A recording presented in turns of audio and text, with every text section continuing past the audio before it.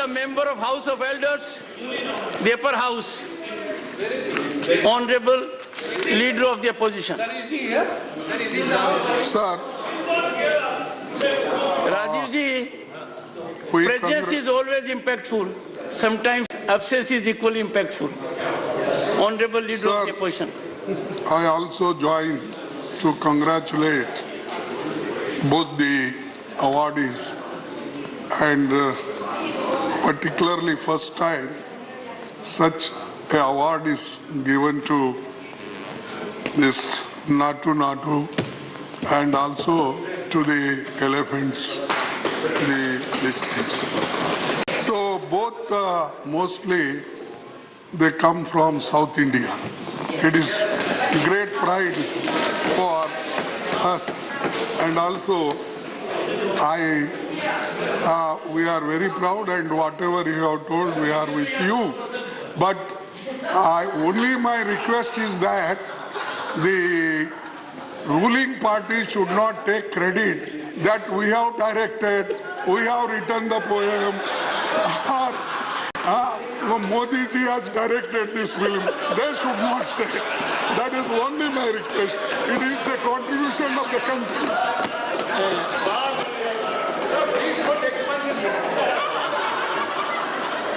Well, I have had the occasion, honorable member, this morning to read several newspapers, and there is extensive coverage. It was very enlightening, and it's a shift. It's a recognition we must all take pride. After all, we are proud Indians, have to pride. Oscar. In 1984, we got an Oscar.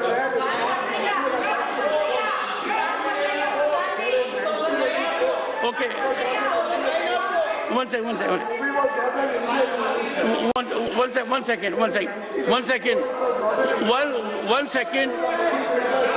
Let Mr. Jairam Ramesh, one second.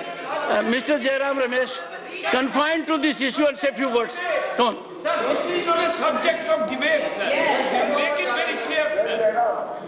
Jairam, what have you to say? Have you to say anything on the point?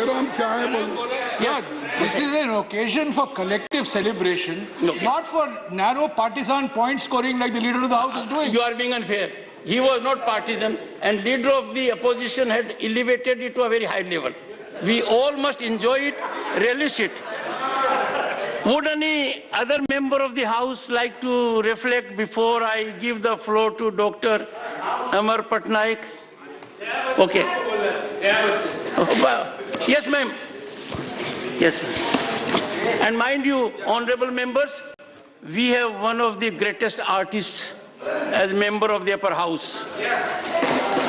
And a global authority who can reflect on our great achievement. Very good, very good. Very good. She herself has to her credit inspirational contributions. Madam Jaya Bachchan on this. Thank you, sir. Take your time. Thank you, sir. I'm so happy and I'm so glad that we are discussing the most important ambassadors of this country. And they are the film folks. Does not matter whether they're from north, east, south, west. They are Indians. I'm so happy that while thanking the President in my speech, I did mention about this point. And I feel vindicated today. I stand here with pride and with dignity for my film fraternity who have represented this country number of times, have won number of awards, and starting from Satyajit Ray onwards. I also want to contribute and say, I know Mr. Rajamouli very well. Arey, Neeraj, क्यों बीच-बीच में इतना जोर देते हो?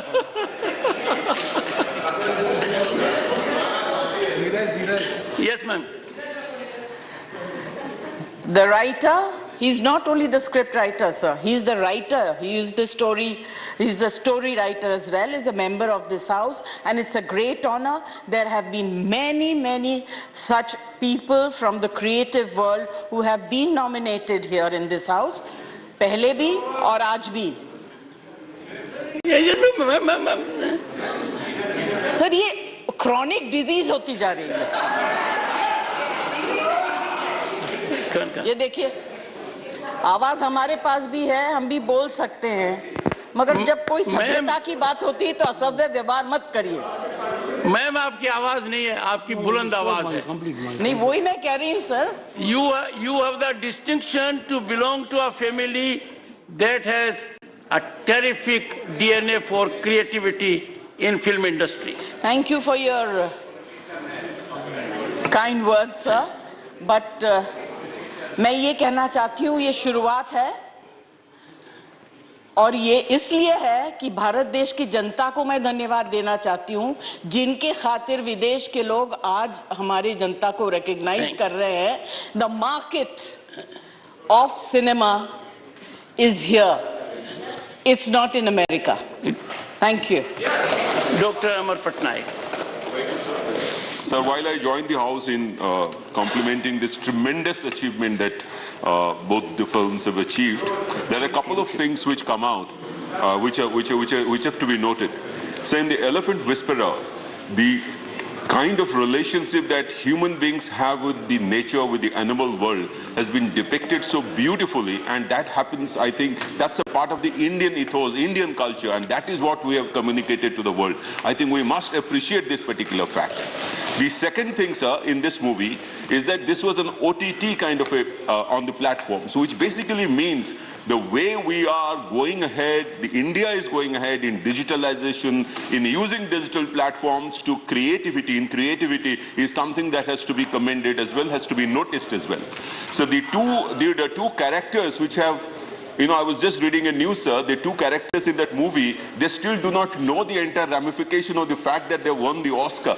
And they have been given a new elephant, orphan elephant, to rear up. They have left the two who were already there. So this is a tremendous thing, and this is a celebration of the fact that in India, we are the ones who can show to the world the sustainable way of living in this world.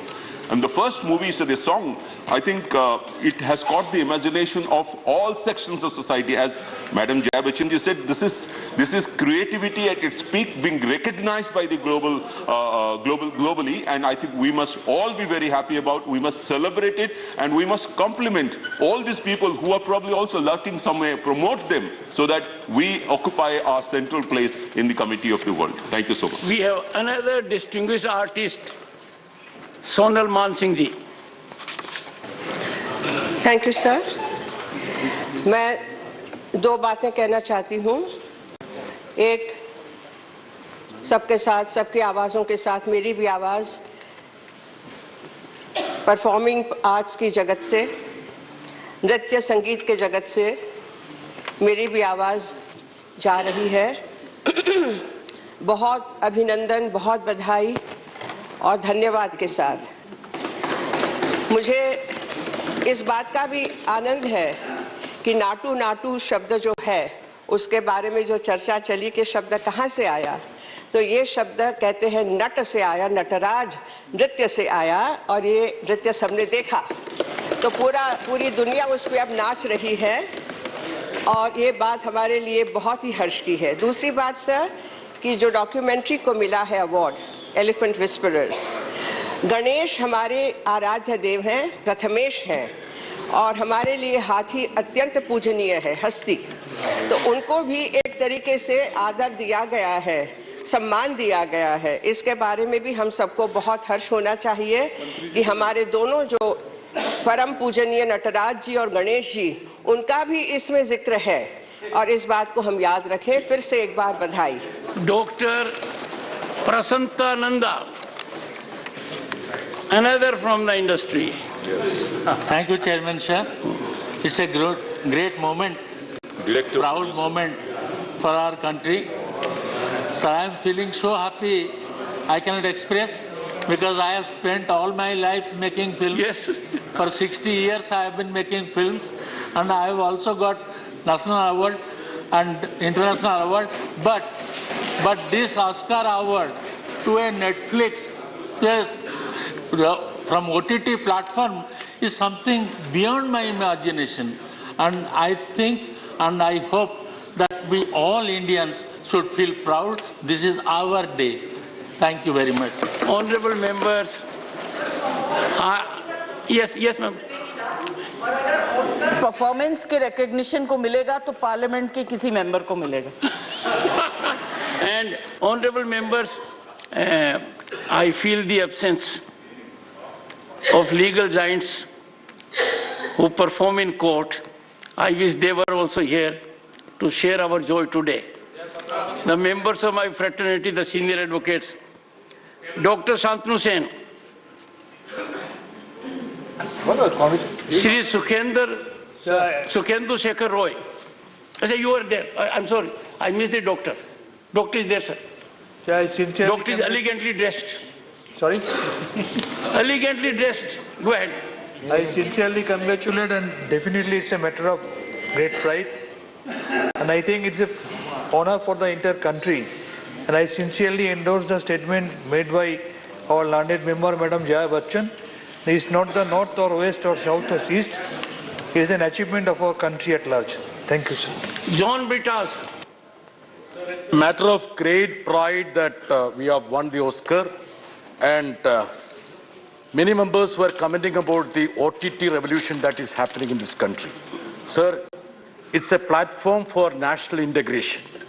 Whenever we go to any place, people talk about Malayalam movies, Tamil movies, Telugu movies. Sir, another aspect which I would expect the government to consider is that despite the fact that there is a lot of talk and discussion about the Indian movies, the contribution of media and entertainment industry % compared to other nations, that lot of often to the movies. I would Shri Rajam has achieved success, and member of this house was also the story writer, script writer for Bahubali apart from this. So this is not a lone success. Bajrangi Bhaijaan, Shri Vijayendra Prasad, who is not here in the house, is also the story writer for that movie and several other major hits. So it's a RRR. Those who have not seen, it's a patriotic film. It's a film against colonialism, and it also truly celebrates India's national struggle for independence. And apart from being an Indian, I think it's a great moment of pride for all Telugus, because the original film and song Natu Natu is a Telugu song. So I would like to add that additional moment of glory for us. Thank you, sir. Shri Rajiv Shukla. धन्यवाद sir. सबसे पहले तो मैं आपको धन्यवाद देना चाहता हूं कि आपने नई परंपरा शुरू की. इस तरह की उपलब्धियों को इस तरह सदन में डिस्कस करके उन कलाकारों को बधाई देना, मुझे लगता है एक नया जो है ये कार्य, और इसकी जितनी सराहना की जाए कम है. जैसा कि जया जी ने कहा, मैं इस बात से पूरी तरह सहमत हूं कि भारतीय सिनेमा जगत, जिसमें दक्षिण उत्तर सब है, ये जिस तरह से विश्व में बढ़ रहा है, वो दिन दूर नहीं जब भारतीय सिनेमा हॉलीवुड को पीछे छोड़ देगा. और इसलिए इन सबको बधाई देते हुए मैं ये आज जो है इस सदन के माध्यम से ये अपील करना चाहता हूं कि जिस दिन ऑस्कर अवार्ड की जूरी में भारतीय कलाकार और भारतीय लेखक होंगे, उस दिन शायद सबसे ज्यादा प्रसन्नता होगी. Shri Javadekar, we'll have 3 more speakers on the point and then come to the agenda.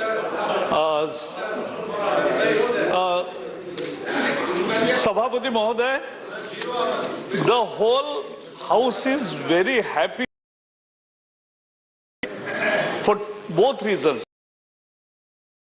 About documentary, this, as Sonalji said,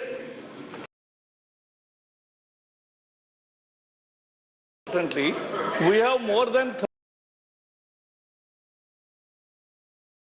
only country which Thank you, Mr. Vaiko.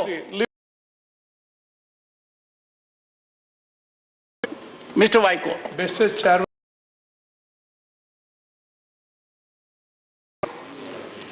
After a long joined together to compliment the composer and the singer. But previously, A.R. Rahman, he got that same Vande Mataram. Jai Ho. Jai Ho. Jai Ho. So we are proud. As from Tamil Nadu, this is second time, sir. Therefore, I also wanted to recall what A.R. Rahman established and achieved. यदि अगर मैं वकील नहीं बनता तो कहीं न कहीं एक्टिंग जरूर करता।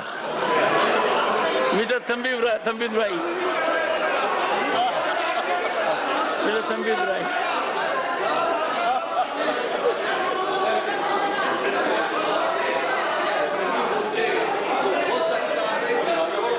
भावनाएं आज हम यहाँ व्यक्त कर रहे हैं, आपके प्रति भी इसी तरह की भावनाएं हम व्यक्त करते होते।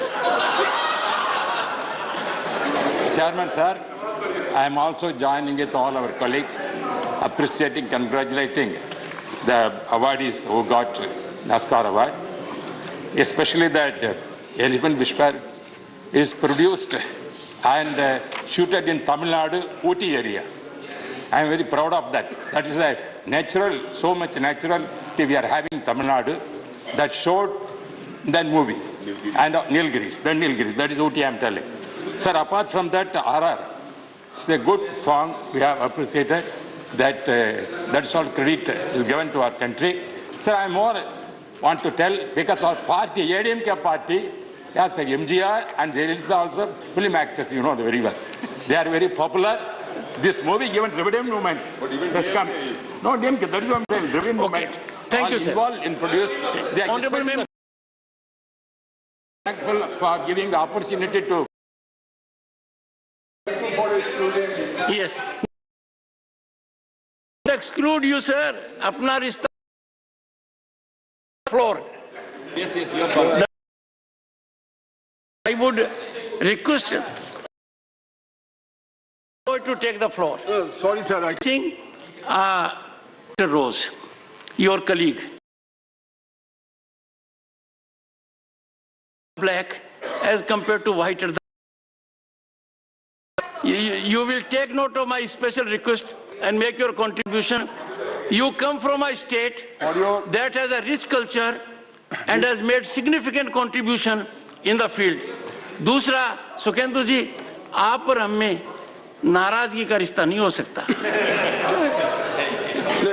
Just to remind you that the normal procedure of this house is that leader of the house, then leader of the opposition, then the leaders of the respective parties, and obviously it's a separate occasion. The honorable artist, I mean the performing artists, who are by profession performing artists, but honorable members of this house, they get the chance. Anyway, that was not mentioned. With this rider, I would like to submit before you that whatever has been stated by my honorable colleagues, I share their views, but through you, I would like to request Sri Bhupendra Yadav ji, who is the Honorable Minister for Environment and Forest, for organizing special film shows, particularly of the elephant whispers, for the children, in the school boys and girls, because day in and day out, the elephants are being killed by speedy trains and poachers. So there will be a positive thought in the minds of our children if this show can be organized. Thank you, sir. Very constructive suggestions. Very constructive suggestion. Shri CM Ramesh. Thank you, Chairman, sir. This is the main Telugu industry. Kindly allow me to speak in Telugu, sir.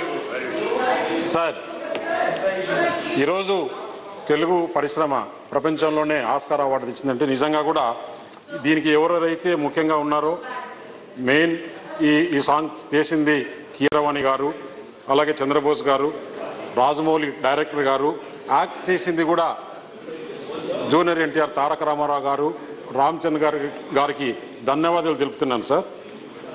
House అంతా కూడా permit చేస్తే వాళ్ళు వచ్చిన తర్వాత మనం ఒకసారి అందరం కలిసి సన్మానించాలి. Discussing Oscars in Parliament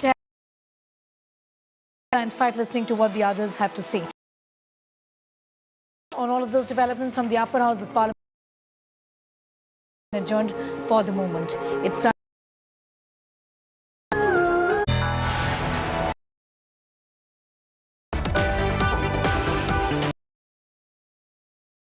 India Today.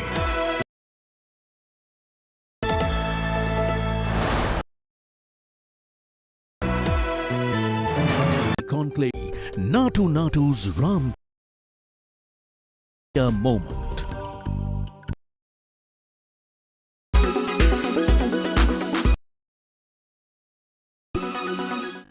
So let me ask you a few more granular questions about the whole consumption piece. Let's start from the top, the ones which are not seen as rural focused but are very expensive. They've been underperforming over the last few quarters. The names, the expensive ones like Asian Paints and Pidilite and Havells.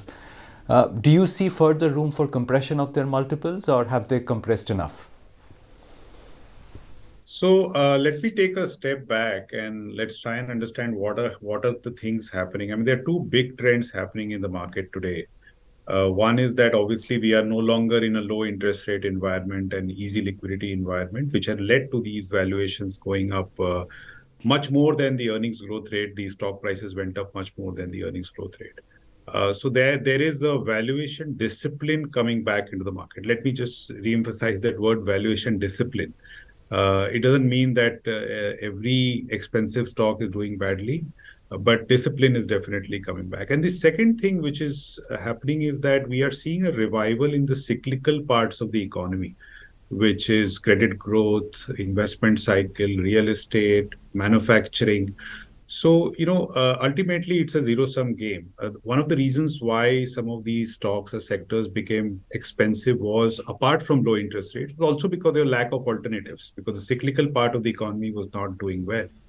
Now that part of the economy has also started firing after, almost a lost decade, we are seeing a dual impact on the, let's say, the defensive, high quality, high growth, high PE kind of stocks, which are coming under pressure from both aspects, high interest rates, as well as the alternatives which are now available in the market to really generate alpha.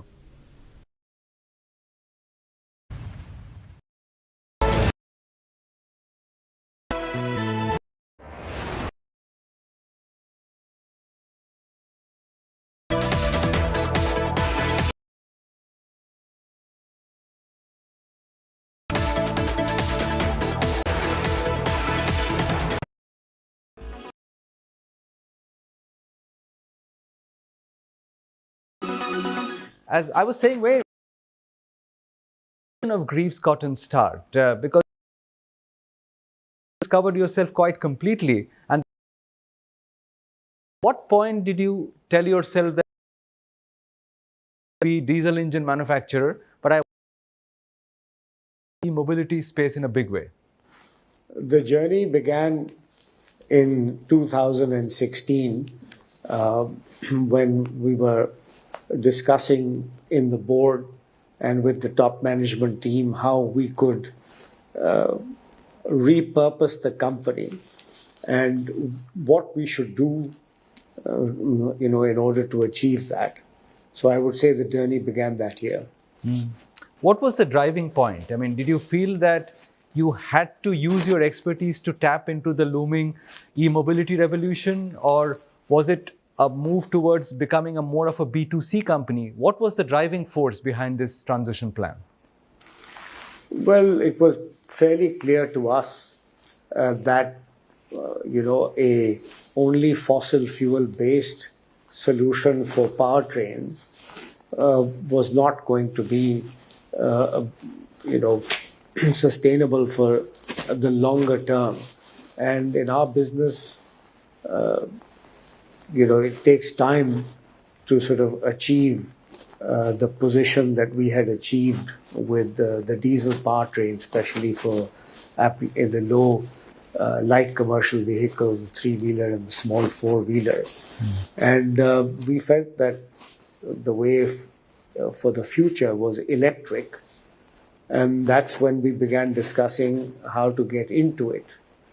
Along the way, once we did take the plunge into the electric mobility area, we decided that we should go in as a product rather than only as the power trade, which had been our expertise all along.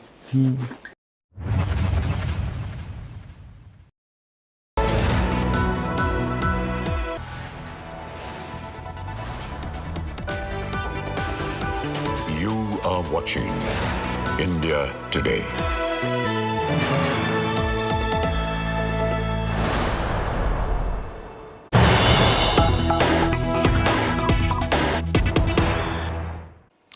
We have some news just coming in. Karnataka BJP has taken the blame for rowdy sheeters' presence during Prime Minister Narendra Modi's program in Karnataka. Also targeting the Congress, the Prime Minister didn't know who fighter Ravi is. It was an oversight from should have seen who's in the line. The responsible, we will rectify what happened. The working president are rowdy sheeters.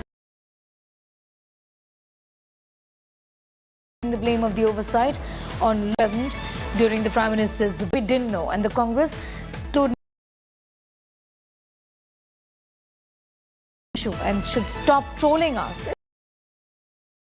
Karnataka BJP, they taking the blame for rowdy sheeters' presence during the Prime Minister's program in Karnataka, the photograph of which is doing the rounds. Also targeting the Congress, the Prime Minister didn't know who fighter Ravi is. It was an oversight from local leaders. Even the SP should have seen who's in the line. The Prime Minister is not responsible. We are responsible. We will rectify what has happened.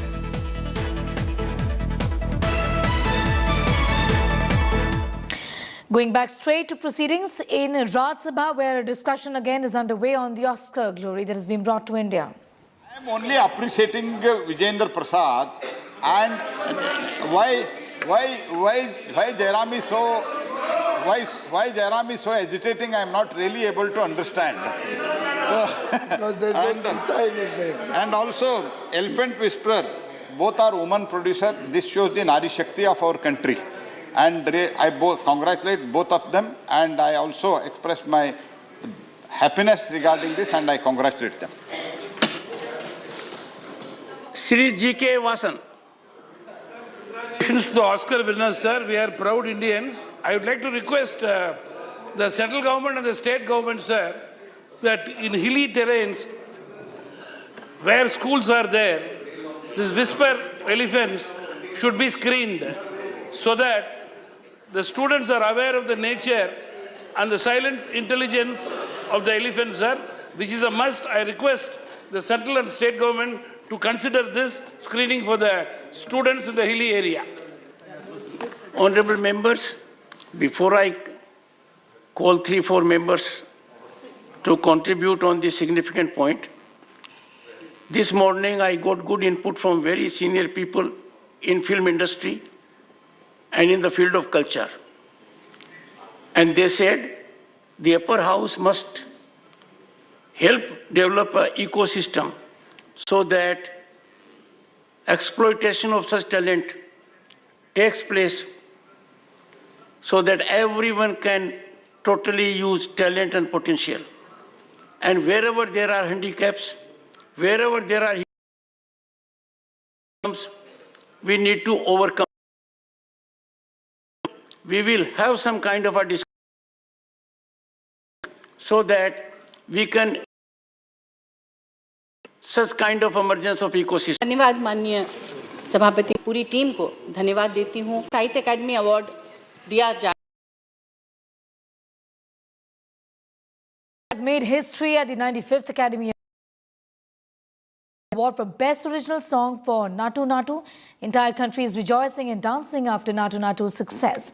Here's the story of how India scripted history at the Oscars. All right, are you guys ready? Ooh. Natu Natu dances its way to Oscar glory, creating history, becoming the first Indian production to win an Academy Award for Best Original Song. As music composer M.M. Kiravani and lyricist Chandra Bose received the golden statue, a whole nation erupted in joy. Thank you, Academy. I grew up listening to the Carpenters, and now here I am with the Oscars.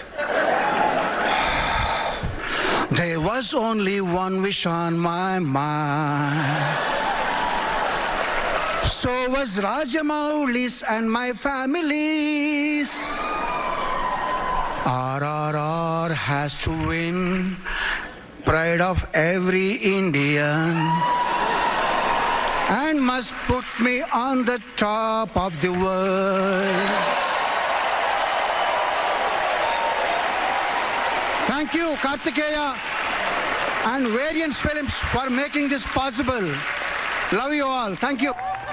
Coming after the success at the Golden Globes, the Oscar win did not come as a surprise to most. It feels completely surreal. To be very frank, we were almost expecting to win the award. Natu Natu has caught the world's imagination like no other Indian song. A short while before the award for the Best Original Song was on the stage with an intro from... Do you know Natu? Because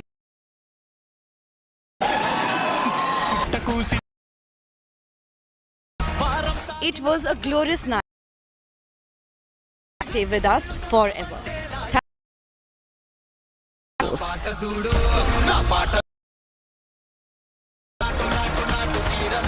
Minister Talasani Rar was able to make it to the Oscars through a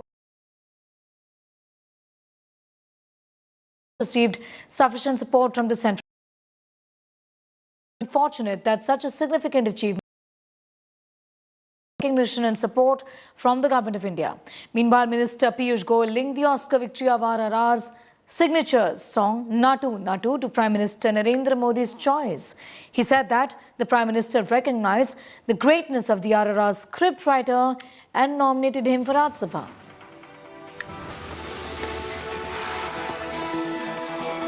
నాకు తెలిసి తెలుగు చలనచిత్ర పరిశ్రమలో first time Oscar award రావడం అనేది సంతోషించదగ్గ విషయం.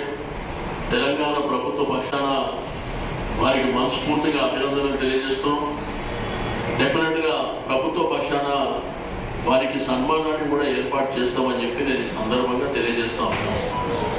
Government industry పట్ల ఎప్పుడు చూసినా ఫరకనే ఉన్నది.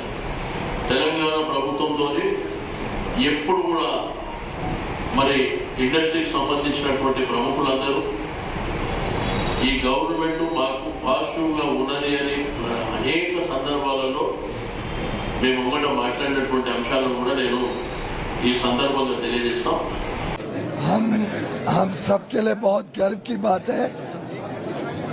नाटू नाटू को ऑस्कर अवार्ड मिला और हमारी दोनों महिलाओं ने जो डॉक्यूमेंट्री बनाई है एलिफेंट विस्परिंग, उसको भी अवार्ड मिला है. हमारे लिए गर्व की बात है कि माननीय लोगों को राज्यसभा में नियुक्त किया है. मान शान to congratulate to this great pride for also I very proud, and whatever you have told, we are with you.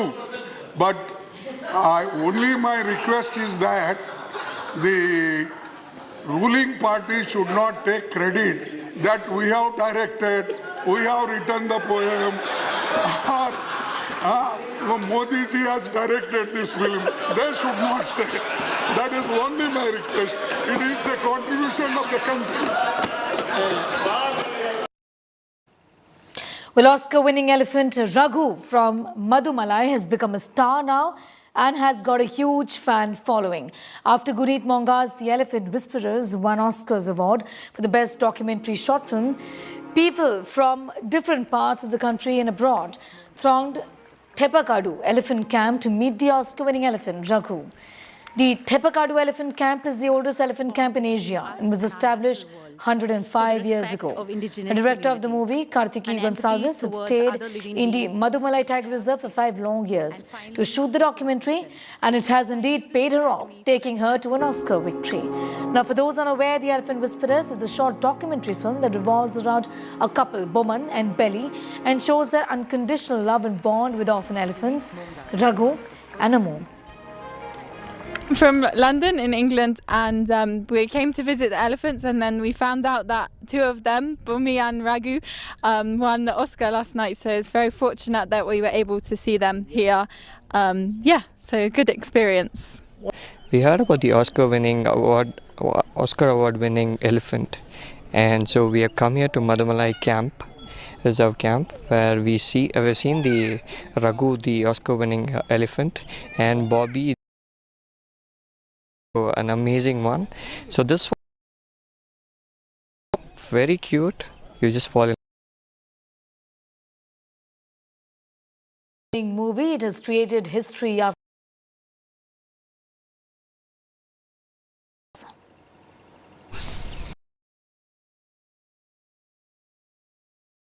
எங்களுக்கு ஒரு புள்ள மாதிரி எங்க வீட்ல வந்து பசிக்குதானா சோறு கூட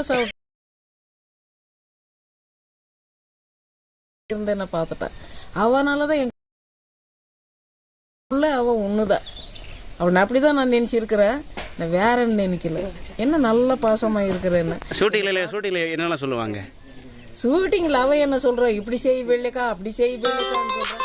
நான் நீ சொல்ற மாதிரி செய்ய மாட்டேன் கார்த்திக், எனக்கு முடியாதுன்னு சொன்னா அப்ப பாவான்னு சொல்லிட்டு அவன் எடுக்கிறது கஷ்டப்பட்டு வந்திருக்கிறான்னு அவன் சொல்ற மாதிரி நான் ஆடுறேன். காப்பி வை, 2 பேர் குடிக்கலாம், அவங்க எடுக்கிறது கூட்டுருவா, காப்பி அவன் கூட உட்காந்து குடிக்கிறா. வெத்தலை பாக்கு சாப்பிடும்போது அது சாப்பிடாதன்னு அந்த பைப் பிடிங்கி வச்சிருவா, அதுக்கு 2 பேர் சண்டை போடுறோம். என்ன நாரே அவ வந்து எங்க பிள்ளை மாதிரி இருந்துதா என் கூட அதை எடுத்தா. என்ன அந்த மாதிரி பெரியவங்க மாதிரி காட்டி எடுக்கல, என் பிள்ளை மாதிரி தான் நின்று எடுத்தா எனக்கு. It's time for a quick commercial break. Here on the other side, we're telling you how toxic smoke is choking Kochi. Fire is raging on for 12 days and counting now. We're getting you that story in just a minute.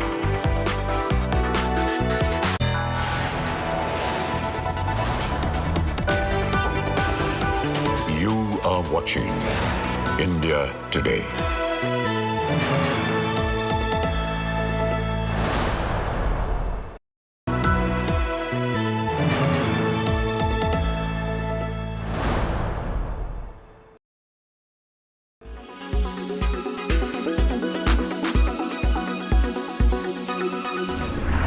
All right. Are you guys ready? Ooh! RRR! Not Oscar glory. Creating Indian production to win an Academy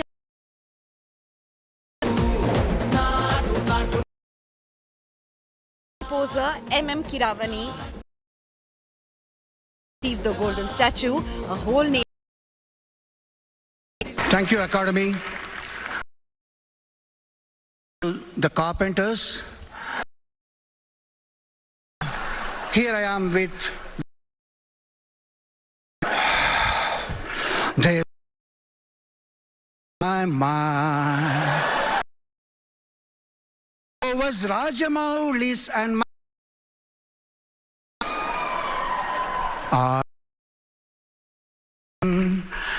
pride of every Indian and must put me on the top of the world. Thank you, Karthikeya and Variance Films for making this possible. Love you all. Thank you. Coming after the success at the Golden Globes, the Oscar win did not come as a surprise to most. It feels completely surreal. To be very frank, we were almost expecting to win the award. Natu Natu has caught the world's imagination like no other Indian song.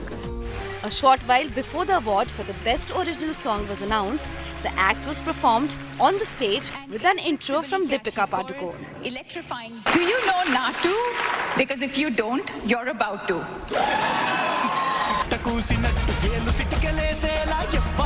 It was a glorious night for India, one that will stay with us forever. Thank you, Kiravani. Thank you, Chandra Bose.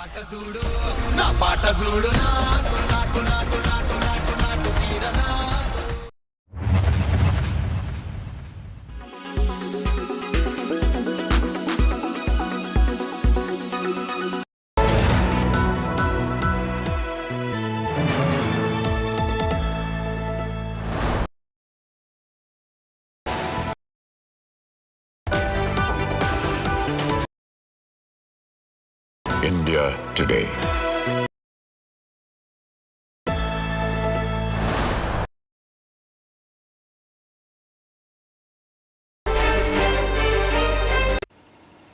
"12 days, the opposition in Kerala Assembly walked out in front.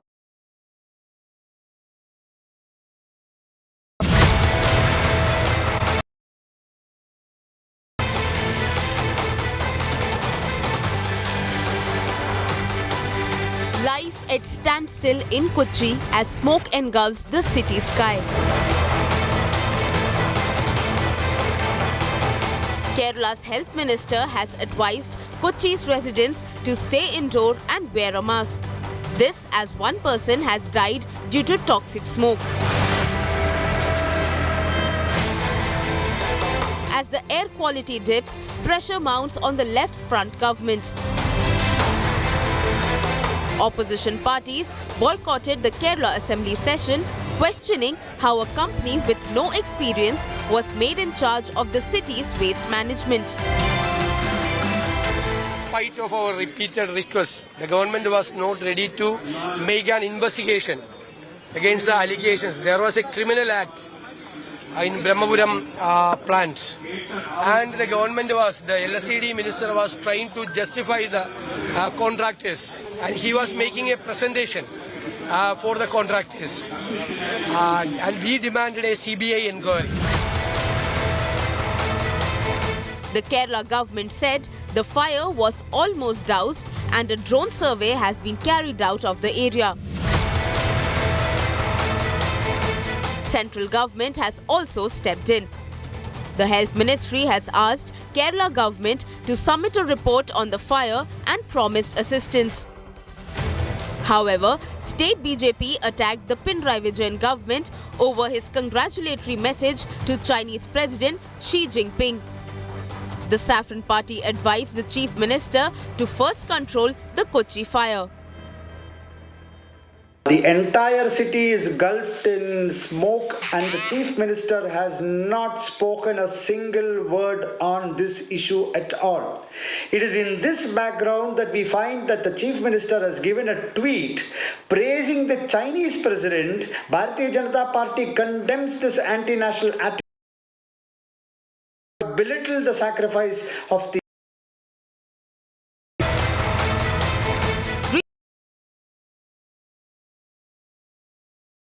12 days after the fire erupted,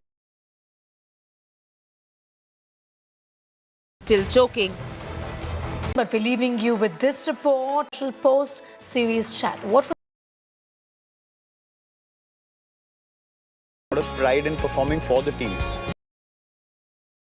It's like when I'm batting on 40, I know I can get a 150 here, and that will help my team. The lifestyle that I think you've chosen to lead, I think it's really an inspiration to, I know everyone in the dressing room, but I'm sure to a lot of other people as well. Obviously, your runs are an inspiration, but just the way you've managed yourself and done that has been absolutely, brilliant to watch. My defense is my strongest point.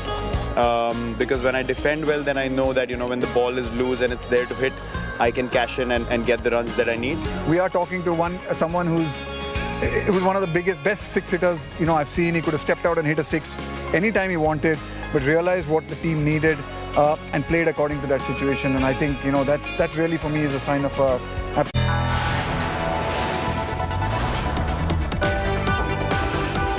You are are watching India Today.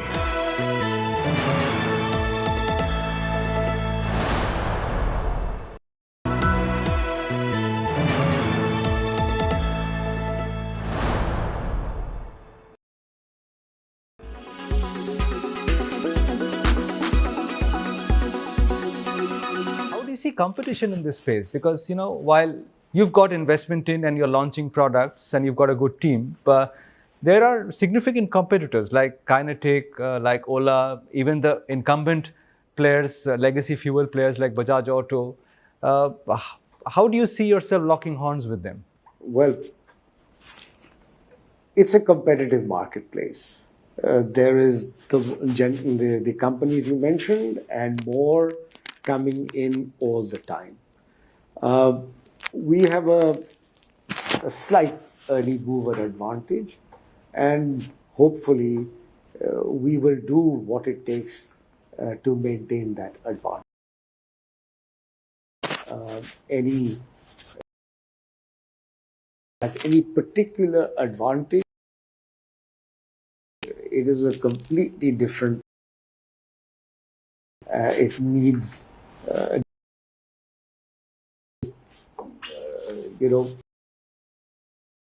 advantage definitely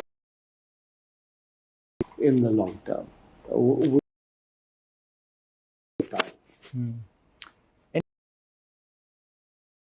I believe that Ampere, which you're launching many products, has a market. Would you be maintaining that? Would you be content with having that market unfolds and expands?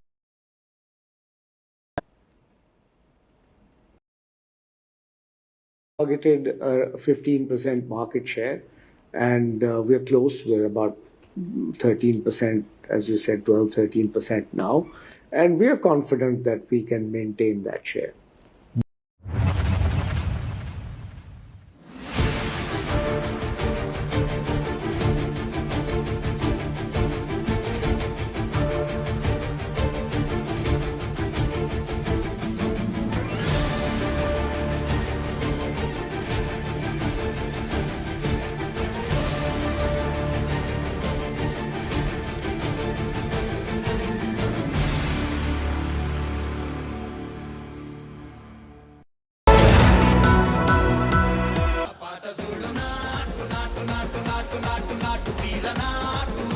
He killed it in Natu Natu. He smashed it at the Oscars. He's got the whole world dancing. And he's beating in India's hearts. And when he heads back to his Desh this week, he'll be a headline act with India Today. Get on your feet for a Conclave Super Smash. Ram Charan live at India Today Conclave 2023.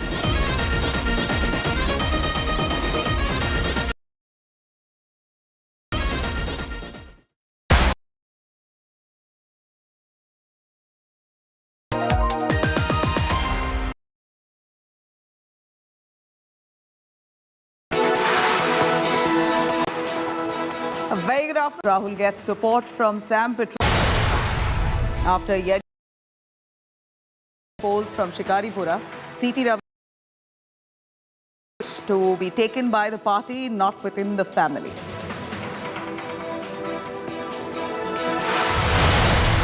And Oscar glory takes center stage in Rajya Sabha. Lawmakers pay glowing tributes to the winners. Oscar brings warring sides to come together.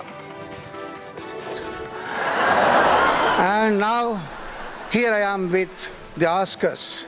I sincerely congratulate, and definitely it's a matter of... And also, we are very proud, and whatever you have told, we are with you. Important ambassadors of this country, and they are the film folks. Does not matter whether they're from north, east, south, west. Another attack on Tamil Nadu migrants. 4 workers abused and beaten up in Coimbatore. The cops claim one attacker has Hindu Munani link.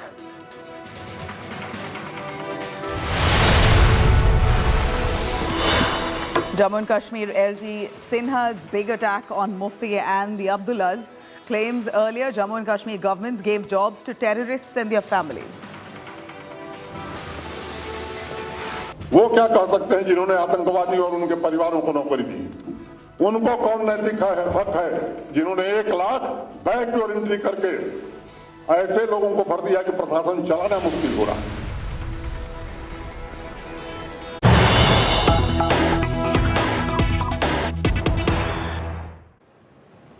All right, some big news coming in from Tamil Nadu. DMK slams the BJP over migrant attacks in Tamil Nadu. The DMK says cops have shown links with Hindu Munani.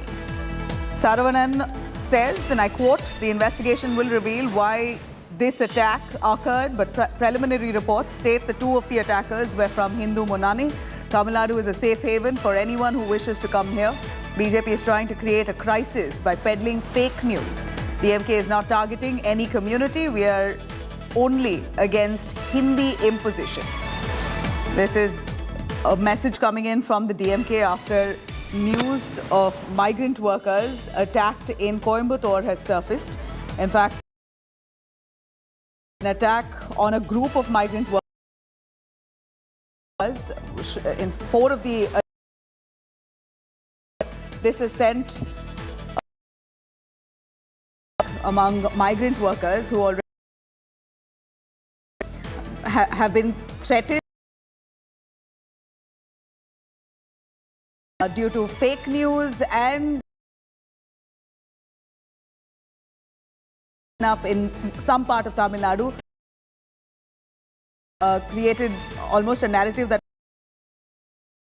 migrants, huge numbers of migrant workers were already ready to leave Tamil Nadu. That's how bad the crisis was. And now yet again another case of attack on migrant workers has surfaced, and that's been caught on CCTV cameras. And you have the DMK government coming responding to that and saying that it's the BJP who's trying to peddle fake news. DMK says the cops have shown links with Hindu Munani. Sarvan says investigation will reveal why this attack occurred. Preliminary reports will establish that, but for now there is some links to Hindu Munani. Tamil Nadu is safe haven for anyone who wishes to come here. BJP is trying to create a crisis. Let me cut across to Pramod Madhav, who's spoken to Saravanan, speaking on the same lines, listening.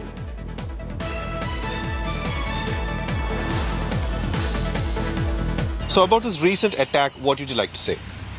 See, the investigation will reveal why this attack had happened, but the preliminary probe has revealed that 2 persons belonging to Hindu Munani has been arrested. They have been involved in this assault. Tamil Nadu is a safe haven for anybody who comes here for whatever may be the reason. We are the top people. Tamil Nadu is known for its medical tourism. Tamil Nadu is known for welcoming people with their open arms and open hearts. But this crisis, the BJP wanted to create a crisis by peddling fake news that so many people are killed and there is hatred against some people, some belonging to North India or South India or wherever, whatever. But Tamil Nadu is known to spread love, not hate, unlike the BJP. We will...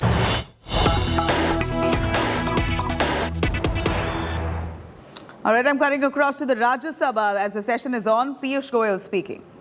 उन सबके ऊपर जिस प्रकार के आरोप लगाए, जिस प्रकार के निराधार शब्द इस्तेमाल किए गए, बहुत अपमानजनक शब्द इस्तेमाल किए गए, आपने भी माननीय अध्यक्ष जी इस बात की निंदा की कि कहाँ एक तरफ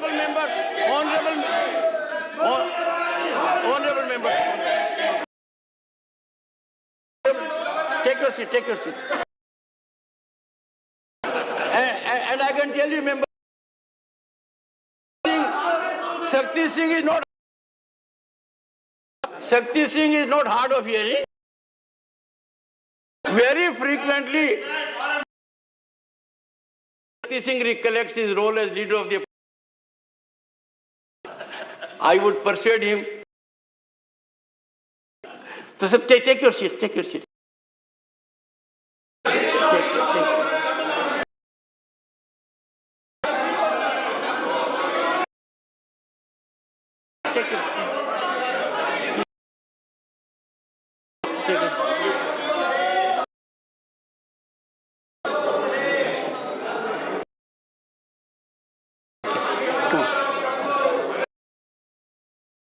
भी इस बात की निंदा की कि ऐसे विषय में साइलेंट नहीं रह सकते। देश के बाहर जाके एक अपने पार्लियामेंट के बारे में ऐसे उल्टे सीधे बयान करे, शायद मोटिवेटेड है, ये भी एक शंका आती है। और कॉन्स्टिट्यूशनल प्रोविजंस भी कहती है कि हम सब ने इस बात की निंदा भी करनी पड़ेगी और उन्होंने यहाँ पे आके माफी मांगनी पड़ेगी, क्योंकि पार्लियामेंट में कभी भी माइक्स को ऑफ नहीं किया गया। ये माननीय स्पीकर साहब ने, आपने चेयरमैन के नाते और माननीय डेप्यूटी चेयरमैन ने भी अपने वक्तव्य में इस बात की पुष्टि की है कि इनके इतने 9 वर्ष के पार्लियामेंट्री करियर में कभी ये काम नहीं हुआ। माननीय अध्यक्ष, मैं तो हैरान हूँ बाकी पार्टीज के नेताओं के कि कैसे वो ऐसे काम के ऊपर, ऐसे वक्तव्य के ऊपर बाकी पार्टीज भी उनका साथ दें। बाकी कई विपक्षी पार्टी के नेता ऐसे विषय में अपनी चिंता न व्यक्त करना, ये वास्तव में खतरे का विषय है। और मैं तो सभी पार्टी से अपील करूंगा कि वो इस बात की निंदा करें कि एक सीनियर मेंबर ऑफ पार्लियामेंट ने पार्लियामेंट की अवमानना की है, पार्लियामेंट को बदनाम करने की कोशिश की और विदेशी धरती पे जाकर भारत के पार्लियामेंट, भारत के दोनों सदनों की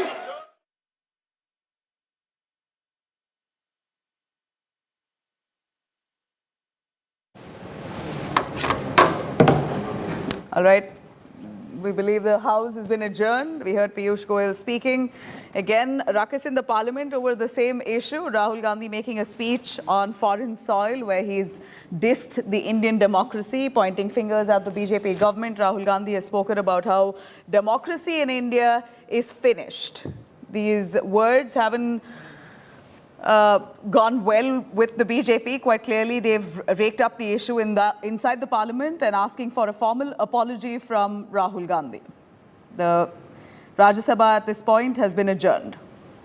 So, sir, take your seat. Take your seat.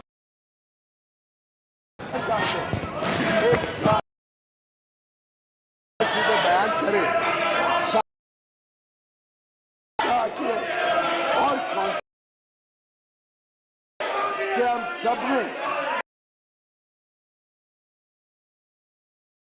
मांगनी पड़ेगी, क्योंकि माननीय स्पीकर साहब ने आपने इनके इतने 9 Continues the budget session. Uproar attack remarks. Massive sloganeering by the BJP now in the parliament. Saffron Party has apologized Rahul Gandhi slogans within the House. Congress and the BJP continue to trade barbs inside and outside the parliament. The BJP stands firm on its demand, and the Congress, in fact, also adamant that they will not apologize.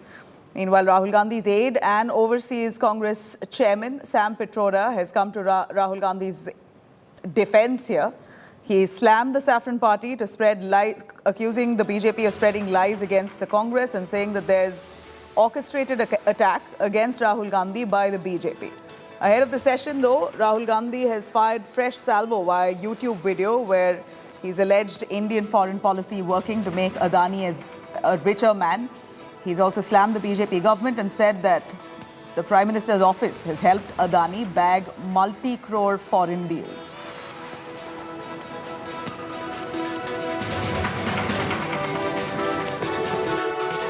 Jammu Kashmir की आप बात करते हो, आपकी सरकार के समय, कांग्रेस की सरकार के समय पथरावबाजी होती थी, कश्मीर को ज़्यादा स्वायत्तता देने की बात होती थी, कश्मीर के हालात गंभीर होते थे। अरे मोदी जी की सरकार आने के बाद तो आप पत्थरबाजी की बजाय बर्फ के गोले चलाने का काम और खेलने का काम, खिलाने का काम कर रहे थे। ये बदलाव है दो सरकारों में। अनुराग ठाकुर की पीड़ा मैं समझ सकता हूँ। उनकी होम स्टेट हिमाचल में इंदिरा गांधी की प्रतीक प्रतिस्वरूप इकलौती प्रियंका गांधी ने कार्यकर्ताओं के साथ हिमाचल प्रदेश की सरकार तब अपदस्थ कर दी, प्रधानमंत्री ने डेरा डाल दिया। यह हार की कसक है जो प्रधानमंत्री जी लगा गुणगान करता है। भारत का संसद को भारत को तोड़ने के लिए राहुल जी ने क्या कहा है तो यहां नहीं कहा है, और जो कुछ झूठ तो नहीं बोला है उन्होंने, वो वास्तविकता कहा है, जो वास्तविक है, जो हकीकत है, उन्होंने ये कहा है। तो माफी किसी बात के लिए माफी मांगने की कोई जरूरत नहीं है। ये सब एक रणनीति थी कि पहले दिन हम आए हैं और हम चलाने नहीं देंगे लोकसभा को, राज्यसभा को। ऐसा हो रहा है। देखिए शोर कौन मचा रहा है, विपक्ष नहीं मचा रही है, सत्ता पक्ष मचा रही है शोर। सरकार खुद नहीं चलाना चाहते हैं हाउस। कल ऐसा नजारा कभी देखा है कि सरकार के मंत्रीगण, सरकार के सारे एमपी गण सब मतलब सदन को ठप करने के लिए किस तरीके से हंगामा किए हैं। तो ये पहली बार ये नज़ारा सबको देखने को मिलता है कि सदन को ठप कराने के लिए सबसे ज़्यादा शोर शराबा हंगामा मचाते हैं सत्तारूढ़ पार्टी खुद। क्यों माफी मांगेंगे राहुल जी? क्या किया गुना की माफी मांगना है? माफी तीन लोगों को मांगना चाहिए। देश में बात यही है कि मोदी अदानी भाई भाई, देश बीच की खाई मलाई, उस अदानी पे चर्चा ना हो, जेपीसी की जांच न हो, इसलिए हथकंडे हैं। राहुल गांधी जी की पूरी स्पीच कोई भी सुन ले, उन्होंने तो ये देश का सम्मान बढ़ाया जब किसी ने कहा कि हम बाहर से क्या मदद कर सकते।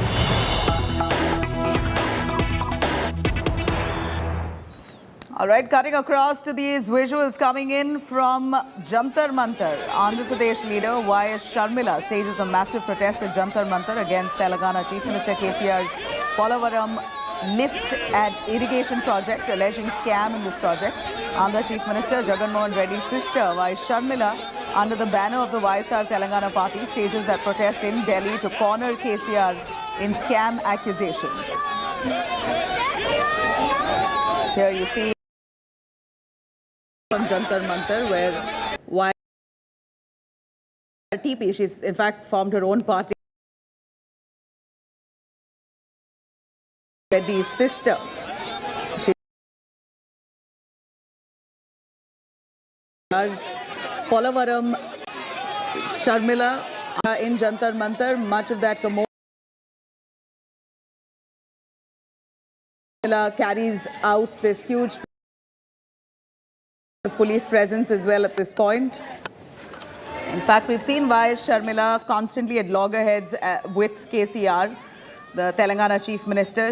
In fact, KCR's BRS party have time and again posed hurdles on Sharmila carrying out rallies within the state. Constantly, in the last few weeks, we've seen several feuds coming to light between the BRS and the YSRTP, that of Sharmila's party. And now we see Sharmila now taking that protest to Jantar Mantar, the national capital. Let me cut across to Ashutosh, our correspondent joining us right from the spot. Ashutosh, tell us a little more. Sharmila has moved out of Telangana and landed in the national capital, Delhi. She never found permission or space in Telangana to protest. Every time she took up a matter, she'd be heckled by the BRS police or the government, and we've seen that extensively. Now it appears she's brought the fight to the national capital. Well, already the BRS is facing heat by the central agencies, particularly the ED investigation against K. Kavita. This looks a political escalation. What I see that Y.R. Sharmila now being taken by justice. She, along with the protester, along with the supporters, they started protest march from the protest venue at Jantar Mantar to march to Parliament. And now the Delhi police has looks like a detained Y.S. She's been taking a police vehicle. And the police has, because there was barricading that was placed all around. Now she's being taken by the Delhi police. There was almost literally a confrontation situation here at Jantar Mantar when Sharmila, along with the protesters, of course, he's protesting, outraging over Polavaram project, calling it a scam, accusations irregularity looks to be another perhaps a PRS. So one side is informed by the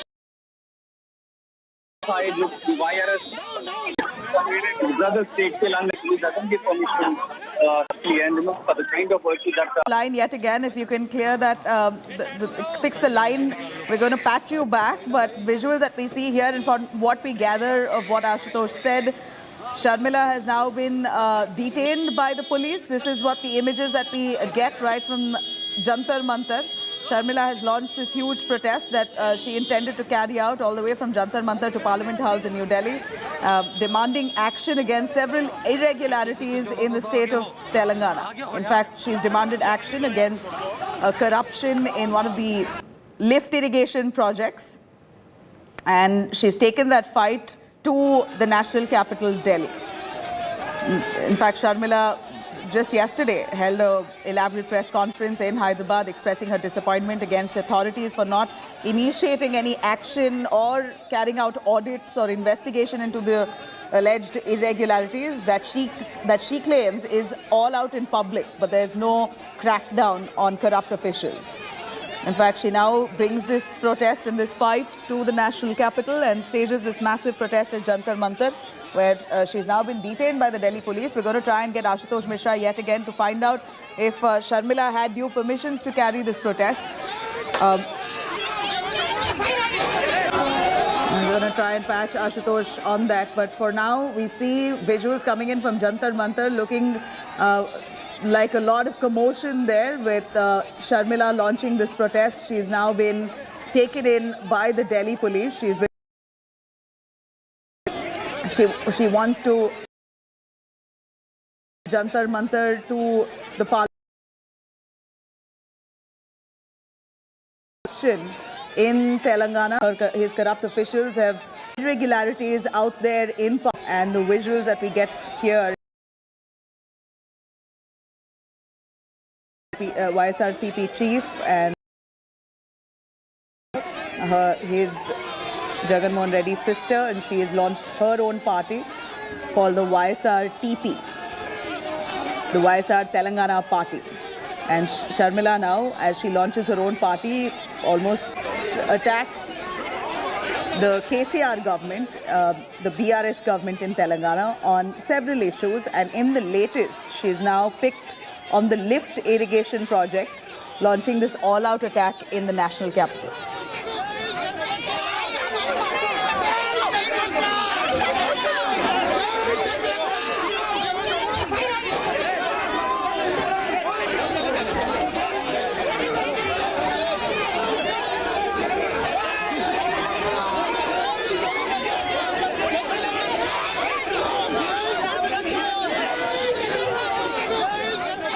Live visuals coming in of YS Sharmila, who's been detained right after she launched this massive protest, all-out attack on the KCR government as she protests against this lift irrigation project, which has alleged irregularities. She claims that this was all the irregularities is out there in public, but none of the officials within the KCR government have bothered to investigate the matter. This is Sharmila's take on a lift irrigation project in Polavaram. She alleges that the Telangana Chief Minister and his men are corrupt, and they've carried out huge corruption in the name of a lift irrigation project of Polavaram. And saying that this scam and irregularity is all out there in the open, she decides now to protest in the national capital, Jantar Mantar. While Sharmila has been constantly at loggerheads with the KCR government, and one should know that Telangana elections is just the fag end of this year, and during the election year, we see a lot coming up against the KCR government. Information that, of course, is probing. Ashutosh Mishra is joining us now. Ashutosh, you're back on the line via Sharmila. Her own party. She's been on for months now, and several of her campaigns she's been facing hurdles. A national capital. Telangana, that is almost next to impossible. Similar fate when BRS would try to expand itself beyond Telangana, go to Andhra. There will be similar fate, of course, the same reason. And you remember there have been serious allegations even against YSR Jagannath Reddy as well. But besides that, what it looks like that not this expansion, giving totally a step back. One side is central agencies literally, tightening the nose around the K Kavita. Another side, if YSR party is trying to expand itself, particularly over the corruption issues, there's one looks a major core issue where you can corner KCR in his own stuff in the state of Telangana. It is always people often say that after renaming Telangana Rashtra Samiti to Bharat Rashtra Samiti, there was one sentimental value related to the party which connects the people. And now there is some illusion could be possibly after naming it to the Bharat Rashtra Samiti because the core idea was in the name of Telangana. Subsequently, there have been allegations against KCR and this particular lift irrigation project that the YSR party has been often raising this in Andhra, but taking this battle to Delhi is actually to reach out to the larger audience. But as you rightly said, over end of the day, you have to go to the people of Telangana, be it the political expansion or even on to take on KCR in his home turf. This battle only needs to be fought in the state of Telangana. But that all right, has stay been with us. Stay with us. We have a BRS leader, Khaliqur Rahman, joining us on the phone line. Mr. Rahman, we see visuals here that are compelling. YS Sharmila has launched her agitation in the national capital, New Delhi, and what this really means is that the entire country at this point is taking note of these allegations that she's making about KCR and some officials who she accuses are corrupt and have carried out large scam in the name of the Kaleshwaram lift irrigation project. What's your take on that? Let me tell you, YS Sharmila in fact is right now trying to divert the attention of the people from the protest for women reservation.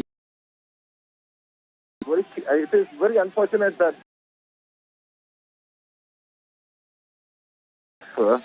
a campaign, when it comes to Telangana, it is very unfortunate. Forming states, that is the reason become PRS, that's gone national, just in order to take the Telangana model to the country, actually, to the other parts of the country.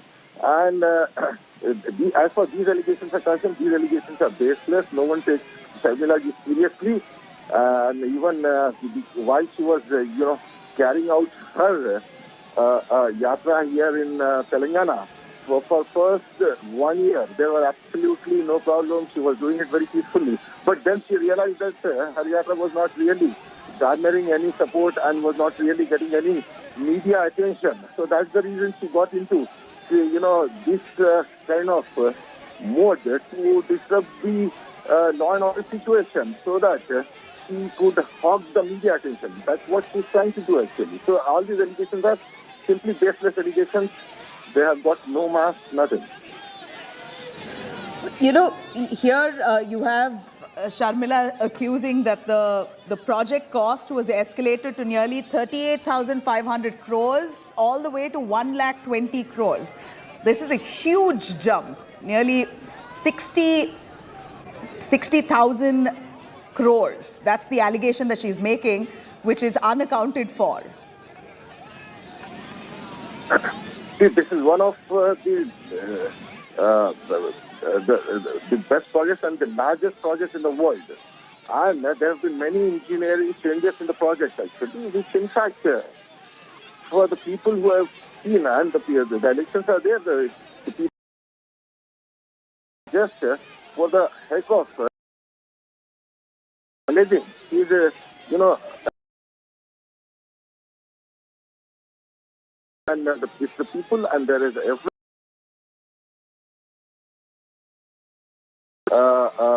account of people from all across the world, actually. This project, this lift, so that we understand what is this ambitious project that you all are rolling out that we must take, inspiration from. So it is just, let me tell you, because it's all politics. Because her party, her brother's party, actually in Andhra Pradesh, because they, in fact, have failed miserably. And today, even the people of Andhra Pradesh, they are, in fact, putting a lot of pressure there in on the government of Andhra Pradesh after seeing the development here, actually. So as far as this project is concerned, the whole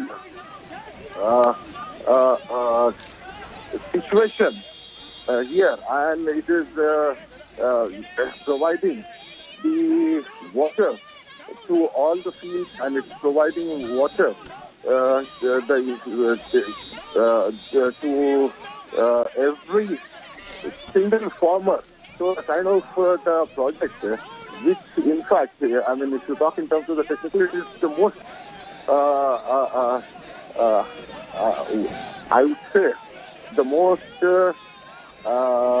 very well conceived and very well implemented. And this is the project which has been implemented in the shortest possible period, which no one could have done it, because the other government, in fact, could only thought of implementing this project, but they could not do it. And they had absolutely no idea with regard to the cost of the project. That's the reason when this project was originally conceived, the cost was only 38. But later on, when our government came in, then the government has reworked on the entire project, and they made it technically feasible and something to please the people by project to work, actually. So that is how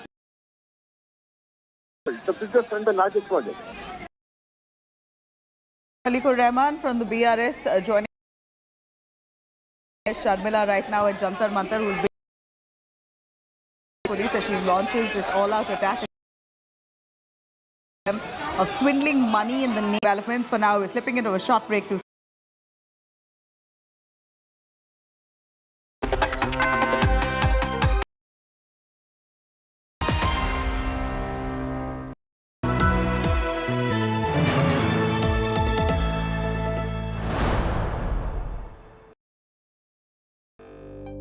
India Today Conclave 2023, March 17th and 18th, New Delhi.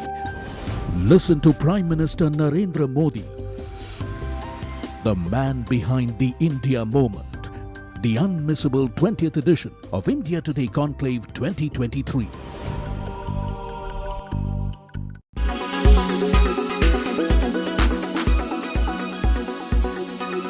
The collapse of Silicon Valley Bank in California could hit 800 employees working at its Bengaluru office. Though no official announcement has been made, employees are fearing the worst. Let's go across to Akanksha Chaturvedi for more on this. Akanksha, what are the possible scenarios which could play out here for these employees? Well, right now, the 800 employees at Silicon Valley Bank India's operations are facing uncertainty as there has been no official communication so far. And what I find interesting here is the fact that several of these employees had misgivings regarding the rapid rate hikes by the US Fed to tame down inflation. Although these employees in the Bengaluru office couldn't do much, the CEO, the CFO, the CMO, as well as the general counsel of the company sold over $5 million worth of stocks just before this crash news last week. Because that's potentially what could... Indian employees would also be required. So far, the Indian employees...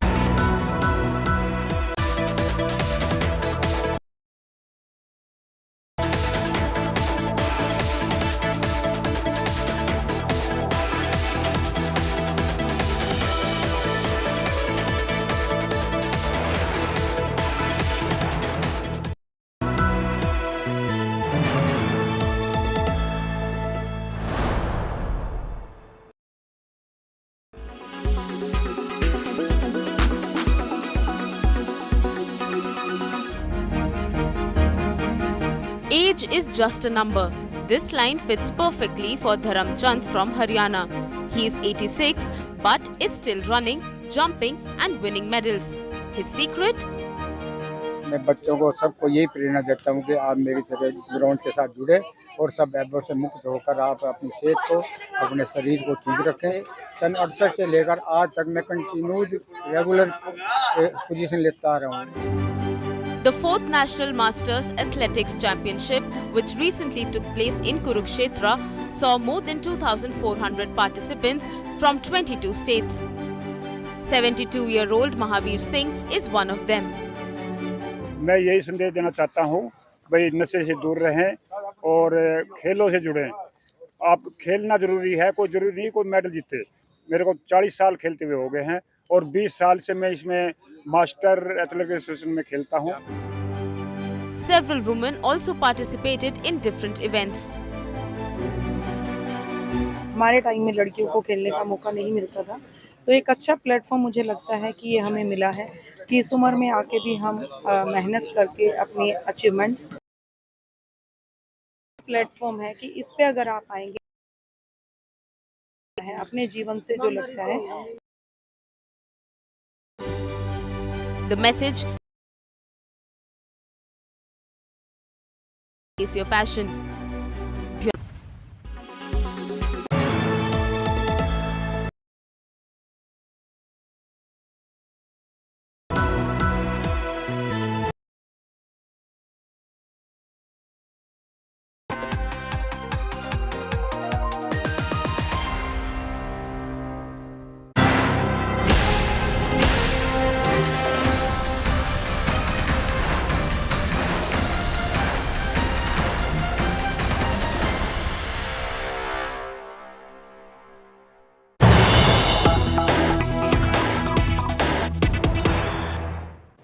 All right, some big news coming in from Karnataka. Election season, and we see the Karnataka contractors' body hitting out at the government, threatening to gherao Chief Minister Basuraj Bommai's house over funds. Contractors' body chief says 22,000 crores yet to be released as promised to them. Kempanna asked 10% bribe to release the funds. He says, the association head, Kempanna, says many contractors paid money to muddle. In fact, they were asked to give 10% bribe to release the funds, 22,000 crores that was promised, and that's not been released. The contractor's body now hitting out at the BJP government in Karnataka, accusing Muddle, the man who's already the BJP MLA who's right now reeling under corruption allegations and has got anticipatory bail over money that was caught in his home and offices, red-handed, unaccounted for money. Now, the Contractors Association in Karnataka coming out to blame the BJP government, saying their leader, Muddle Virupakshappa, asked for 10% bribe to release the funds of 22,000 crores.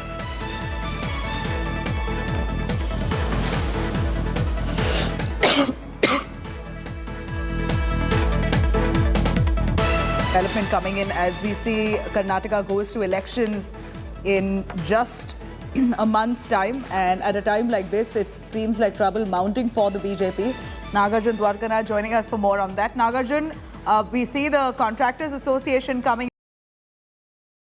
the government in Karnataka claiming they've not to them, and here Kempanna by, and many of them even pay. The association is that the whole of the contractors, the final payments are asking bribe to have the case file moved and the amount to be released. And the association also went on to say that it is because of the leaders that the government officials are pressurizing, and 10% to 7% are being sought as bribe to release the 22,000 pending for amount. If not, they would gherao the Chief Minister's residence very soon. A threat also has been issued. All right, Nagarjun, right now, elections just around the corner, and it seems like BJP really has a lot of hurdles coming in their way. This is yet another one that's mounting on their head at the fag end of their term. That is true. In fact, one after the other, recently we saw Madhav Virupakshappa being caught, his son being caught by the Lokayukta red-handed with 40 lakhs bribe being accepted, and then he was absconding. Last week was that episode, and now a new headache to the government here that the State Contractor Association has come out in open again, alleging that 7 to 10% are being sought for the pending amount. Spoken to the contractor, the representative himself, you've spoken to him. Let's cut across to that interview, Nagarjun. Stay with us. Sir, today you have called a press conference. You have demanded from the government that to release 22,000 crores of pending amount. Yes, sir, we are doing. You please release it at a time and all the 22,000 crores. Okay. And otherwise, you maintain the seniority. Okay, sir, and also you also said that there would be percentage asked in this 22,000 crores, so people are asking 7 to 10%. Yes, 7 to 10% they are asking. And that's why we are protesting on this one. And if they don't release the amount, you said you will also go to the Chief Minister, House Print as Chief Minister, protest the meeting. Sir, recently what happened in Madal Virupakshappa case, I hope you have seen it. Yes. Crores of rupees were found in his office. Yes, sir, everybody knows, the whole world knows because they belong to their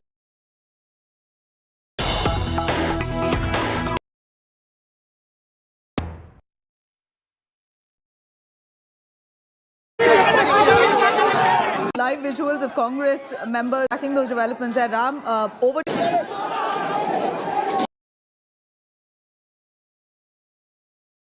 kind of battling between the police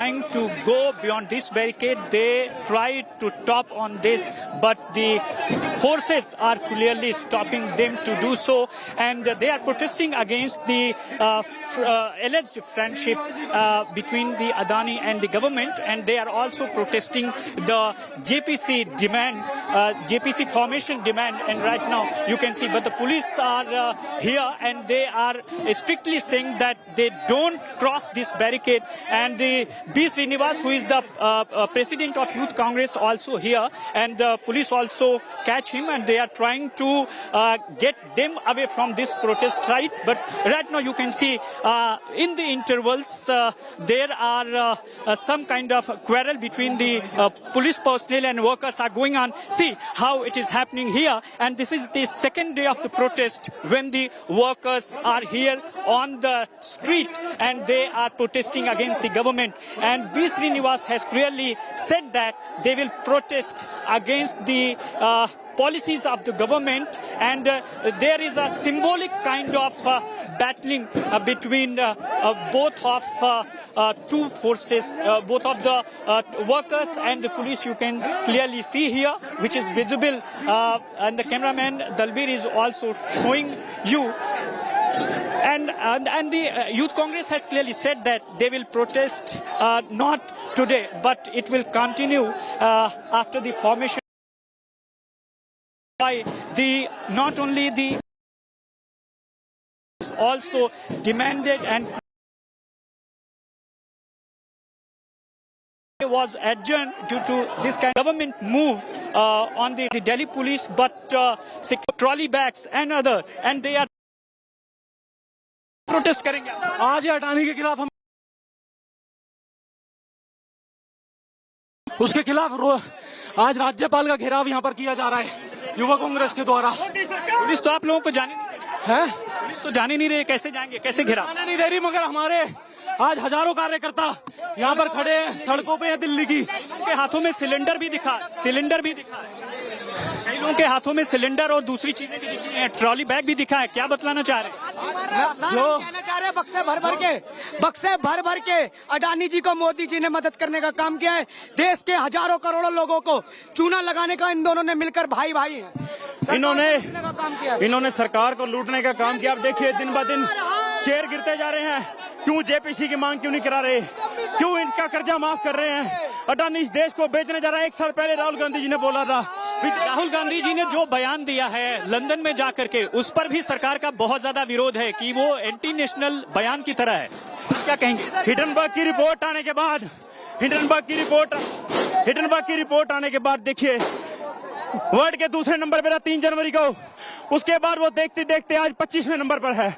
अगर वो जल्दी 50वें number पे आ गया, 2.25 lakh. So you can see how this voices are coming from the workers of the Indian Youth Congress, and they are demanding the JPC Joint Parliamentary Action Committee. They are also talking about the from the Indian politics. Sensational claims so far, and we see that angle. Only I can say, which is clearly written, that the Youth Congress, which are expressing here by them, and they are saying that this kind of protest will continue further till the formation of JPC, and they are also raising the issue of the Hindenburg report, and not only here, but we can see that in Parliament, Congress also raising this issue, that there should be some voices from the government, even a tweet also. So this is the thing which they want to highlight it here. But you can see with the intervals, they are forcing to come beyond this. But the police personnel heavily objecting them to do so. And this kind of scuffle and ruckus you can see here.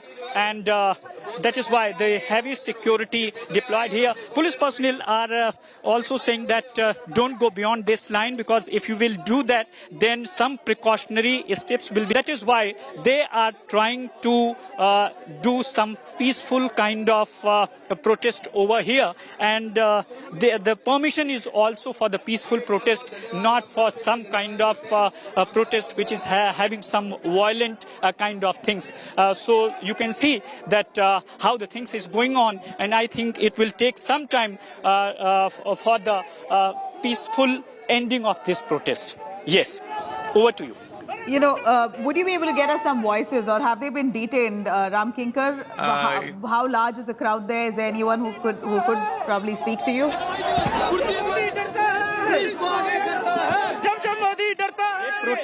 Protest कितनी देर चलेंगे, तो police तो जाने नहीं दे रही।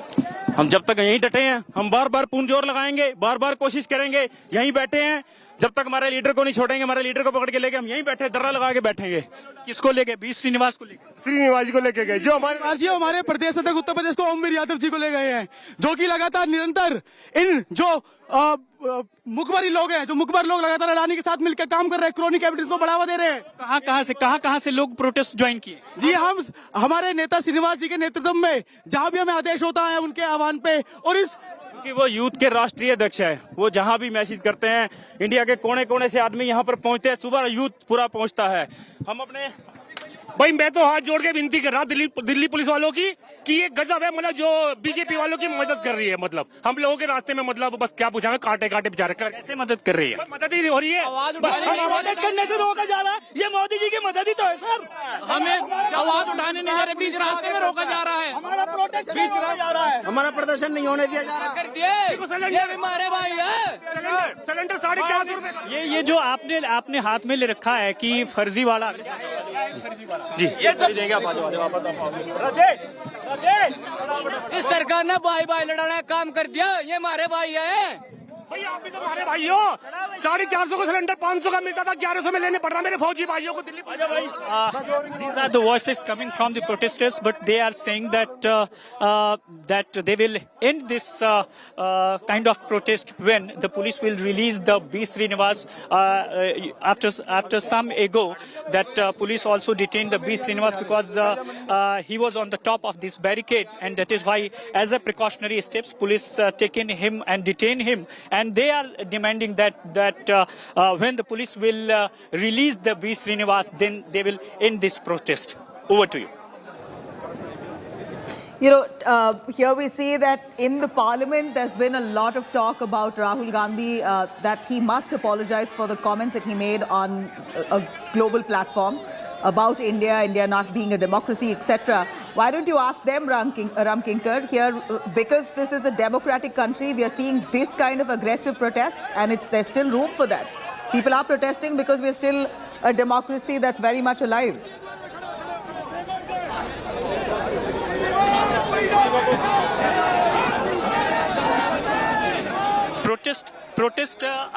Protest जो है ये कब तक आप लोग का जारी रहेगा? जब तक हमारे बंदे छोड़ते नहीं, जब तक श्रीनिवास जी, मनिंदर सिंह है, करनाल से युवा अध्यक्ष, जब तक उन्हें छोड़ते नहीं तब तक ये जारी रहेगा। तो ये तो सब ये तो लोकतंत्र है, कोई कुछ भी कह सकता है और किसी के बारे में कह सकता है। तो आपको लगता है ये जो हो रहा है गलत हो रहा है? मैं कह रहा हूँ, मोदी अदानी की यारी है, ये देश से गद्दारी है। हिंदुस्तान में जब ईडी राहुल गांधी की जांच कर सकते हैं, लालू यादव की जांच कर सकते हैं, तमिलनाडु में कर सकते हैं, तो अदानी में ऐसा क्या प्यार दिख रहा है? हम ये पूछ रहे हैं, इस दोस्ती के पीछे क्या राज है? जांच हो, सबकी जांच हो, तो इसमें अदानी की भी जांच होनी चाहिए। क्यों नहीं जेपीसी की जांच की आदेश दे देते? क्यों हमें सड़के पे धक्के खुआ रहे हैं? हमारे कितने साथी देखो जेल में जा रहे हैं लगातार। जब से इसने घोटाला किया अदानी ने, लगातार हम जेल जाने का काम कर रहे हैं। तो हम अदानी मोदी जी से कह रहे हैं, कैसा घोटाला घोटाला करा है। जो हिंडनबर्ग की रिपोर्ट आई है, अगर उसमें कोई घोटाला नहीं है, जो इनके लगातार जो मार्केट में हिंडनबर्ग शेयर डाउन जा रहे हैं, तो विदेश का कोई भी रिपोर्ट कर देगा, वो सच हो जाएगा क्या? तो आपके हिसाब कह रहे हैं प्रधानमंत्री संसद में आके जवाब दे और जेपीसी की जांच करा ले। दूध का दूध, पानी का पानी हो जाएगा। जांच की नहीं है। जब संसद में विपक्ष मुद्दा उठा रहा है जांच का, तो ये जांच से क्यों घबरा रहे हैं? जब किसी भी स्टेट में गठबंधन टूटता है, वो उस नेता पे तुरंत ईडी सीबीआई भेज देते हैं। मगर जो अडानी जितने कम समय पे, आपके हिसाब से ईडी सीबीआई का बेजा इस्तेमाल हो रहा है? पूरा इस्तेमाल, भेजा का ईडी सीबीआई को पूरा इस्तेमाल हो रहा है, पूर्ण तरीके से इस्तेमाल हो रहा है। और मात्र भाजपा की कठपुतली बन के ईडी सीबीआई सेंट्रल एजेंसी इस समय काम कर रही है। ईडी सीबीआई जो है बीजेपी के वर्कर की तरह काम कर रही है। जहां उनकी जरूरत होती है वहां भेज दिया जाता है, जहां जरूरत नहीं है नहीं भेजा जाता है। मान अधिकार का और लोकतंत्र का ये हत्या करी जा रही है, जिसके खिलाफ आज हम सब लोग यहाँ सड़क पे हैं। और अपने हर तरीके से, ये जो गांधी का देश है, हमने अंग्रेजों को भगाया है, इन माफी वीरों को हम दौड़ा के भगाएंगे। लेकिन बीजेपी तो कह रही है कि लंदन में जा करके जो है देश विरोधी बात कराए राहुल गांधी। हमें वो भी याद है जब झूले पे चाइना के बीजिंग के साथ ये मजे में झूला झूल रहे थे, हमें वो भी याद है। हमें वो वक्तव्य भी इनका याद है जब ये चिल्ला के कह रहे थे। अच्छा, ये ट्रॉली बैग का क्या मतलब? हम ये जो कह रहे हैं अदानी ने घोटाला किया है, तो हम कह रहे हैं इस बक्से की जांच होनी चाहिए। जांच से ना भागे मोदी सरकार, सिर्फ हम कह रहे हैं जांच करे, जांच। इनको चीन को झूला झुलाना बंद करे, अपने देश के बारे में। So with a symbolic protest, you can see with this trolley bag and with the placards and with other things, they are trying to convey their message that and they are demanding alleged you can say the corruption related with the Adani and some other issues, and that is why they are on the street. Over to you. All right.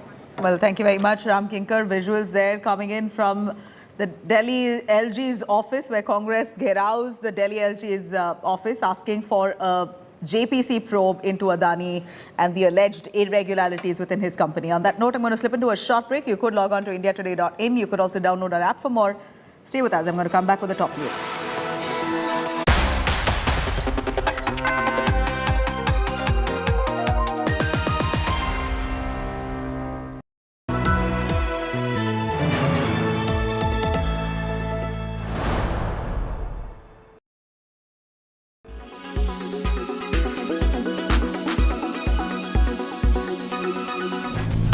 "24-year-old B2 classified young Paralympic player, an athlete with several laurels, and an adventure enthusiast qualifying for internationals for mountain climbing. This is Sunita." ಸ್ಪೋರ್ಟ್ಸಲ್ಲಿ cricket ಆಡಬೇಕಾದ್ರೆ ನಮಗೆ ಹೇಗೆ ಆಡ್ತೀವಿ ಅನ್ನೋದು, ಇದು ಬಿಸಿಲಲ್ಲಿ ಹೆಂಗೆ ಆಗ್ತಿದೆ ಅನ್ನೋದೊಂದು ನಮಗೊಂದು ಅದು ಭಯ ಇತ್ತು. ಅದ್ರ ಜೊತೆಗೆ ನಾವು ಆಡಬೇಕಲ್ಲಪ್ಪ, ನಾವು ಒಂದು ಹೆಸರು ತಗೋಬೇಕಲ್ಲಪ್ಪ ಅನ್ನೋದೊಂದು ನಮಗೆ ಮೈಂಡಿಗಿತ್ತು. ಅದೇ ಛಲದಿಂದ ನಾವು ಆಡ್ತಾ ಮುಂದೆ ಬಂದ್ವಿ. ನಿನ್ನ ಖುಷಿನೂ ನಮ್ಮ ಖುಷಿ ಅಂದ್ಕೊಂಡು ಅಪ್ರೋಚ್ ಮಾಡ್ತಾರಪ್ಪ ಅಮ್ಮ. ಪ್ರಾಕ್ಟೀಸ್ ಹೋಗ್ಬೇಕಾದ್ರೆ ತುಂಬ ಏಟ್ಗಳಾಗ್ತವೆ ಕೈಗೆಲ್ಲ. ಹಿಂಗಾಗಬೇಕಾದ್ರೆ ಬೇಡಪ್ಪ ನನಗಿದೆ. ಮುಂಚೆ ಎಲ್ಲ ಪ್ರಾಕ್ಟೀಸ್ ಮಾಡ್ತಾ ನಾನು ಅಂದ್ಕೊಂಡಿದ್ದೀನಿ ಇಂಡಿಯಾಗೊಂದು ಮೆಡಲ್ ತಂದು ಕೊಡಬೇಕು, ಗೋಲ್ಡ್ ಮೆಡಲ್ ಅಂತ. 2021 ರಷ್ಯಾಕ್ಕೆ ಹೋಗಿದ್ದೆ ಇಂಟರ್ನ್ಯಾಷನಲ್ದು. ಅಲ್ಲಿ ಬ್ರೌನ್ ಮೆಡಲ್ ಬಂತು. ಅವತ್ತು ನಾನು ಚಾಲೆಂಜ್ ಆಗಿ ತಗೊಂಡೆ.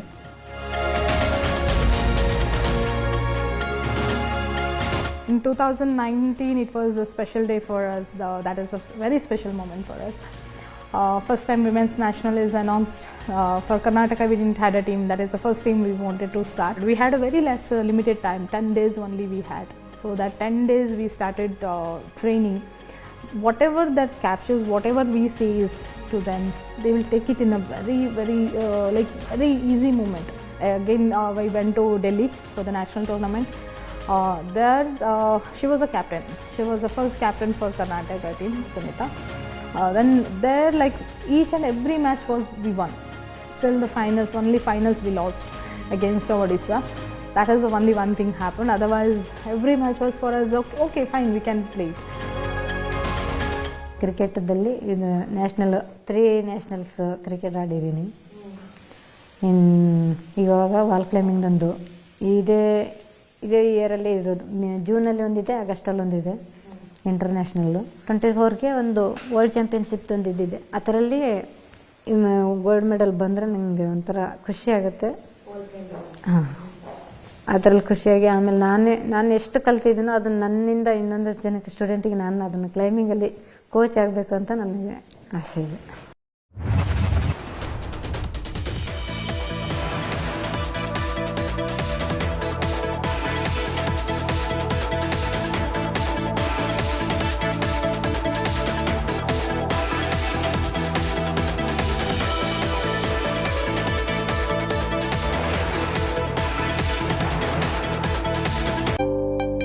India Today Conclave 2023, March 17th and 18th, New Delhi. Listen to Prime Minister Narendra Modi, the man behind the India moment. The unmissable 20th edition of India Today Conclave 2023. Presenting sponsor RP Sanjeev Goenka Group.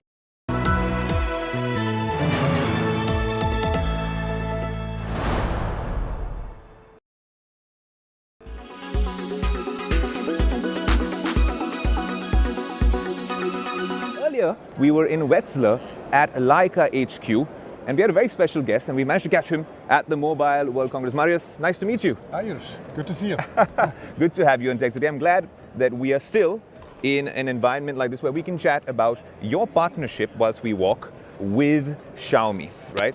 Just straight up, fascinating device. I've taken photos on it, and I think camera enthusiasts will be pleased with the results.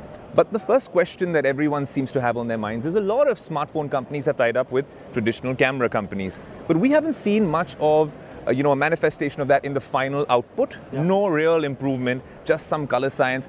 Largely, they've been gimmicks. Now, I've seen that device for myself, but if you had to refute that point, why isn't the Leica-Xiaomi partnership a gimmick, and why is it actually a game changer? So, thank you first of all. For us, it's super important that it's a comprehensive technology partnership.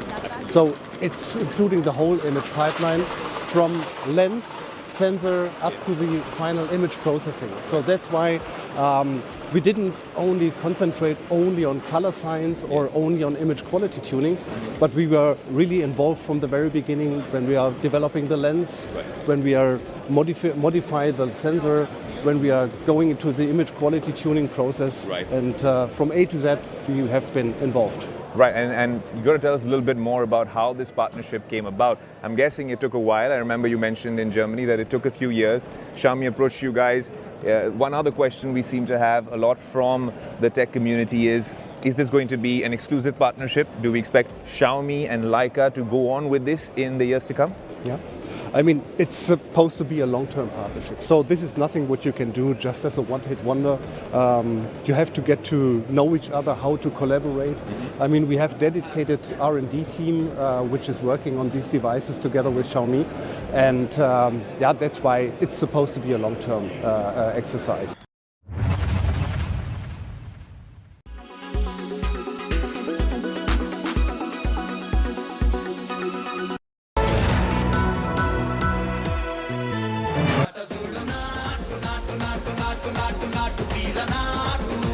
He killed it in Natu Natu.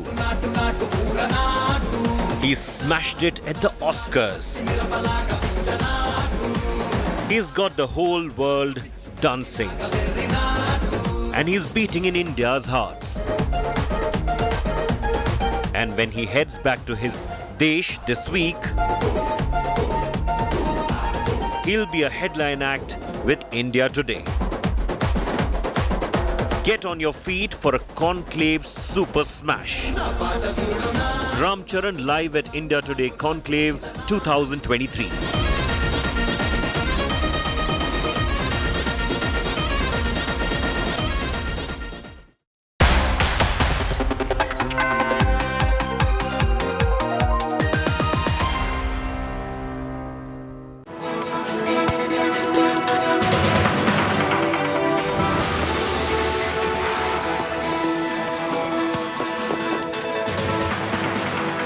Very good afternoon. You're watching India Today. I'm Nabila Jamal. Let me take you through the top news. The headlines first. BJP now reiterates a demand for an apology from Rahul Gandhi inside the parliament. Rahul gets support from Sam Petroda, who claims Rahul is being attacked without a fact check.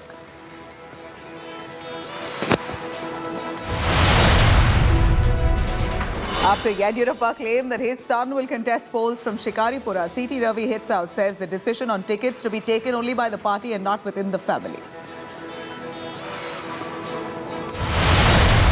Oscar glory takes center stage in Rajya Sabha. Lawmakers pay glowing tributes to the winners. Oscar brings warring sides together.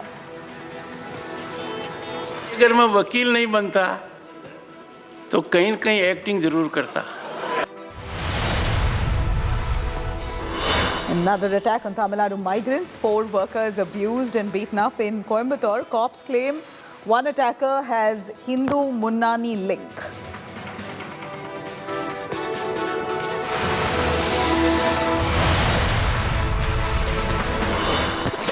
Jammu and Kashmir LG Sinha's big attack on Mufti and Abdullah's claims earlier Jammu and Kashmir governments gave jobs to terrorists and their families. क्या कह सकते हैं जिन्होंने आतंकवादी और उनके परिवारों को नौकरी दी? उनको कौन नैतिक हक है जिन्होंने 1 लाख बैकडोर एंट्री करके ऐसे लोगों को भर दिया कि प्रशासन चलाना मुश्किल हो रहा है.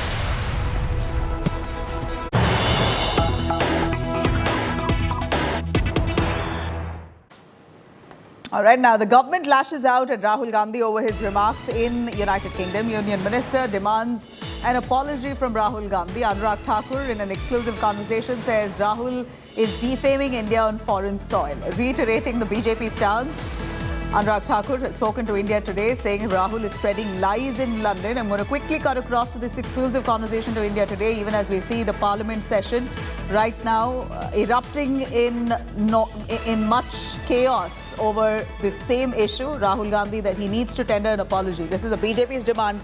Let's have a listen.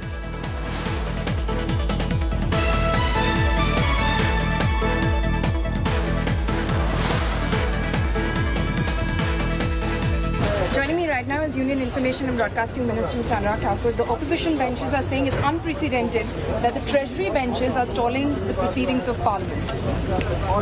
Mr. Rahul Gandhi owe an apology to the country. He is spreading lies on the foreign soil. He is bringing the morale of the soldiers down. He is leaving no stone unturned to malign the image. And when he says the mics are switched off, opposition leaders are not allowed to speak, my question to the opposition leaders is, when are they stopping? The parliament is on. Where is Mr. Rahul? Why he is not present in the parliament? What is more important for him? Is the parliament session is more important? No. For him that's not important because during his time he tore apart the bill or the ordinance during the UPA time, and he said nonsense. Not the first time. If you remember the Rajiv Gandhiji's time, what he said about the planning commission there, a bunch of jokers. They have a habit of raising question marks on these kind of institutions, on the soldiers, on the working of the parliament. They believe they are above everything. All right, we have Palmi Saha, who's just spoken to Anurag Thakur, joining us live for a little more. Palmi, you spoke to Anurag.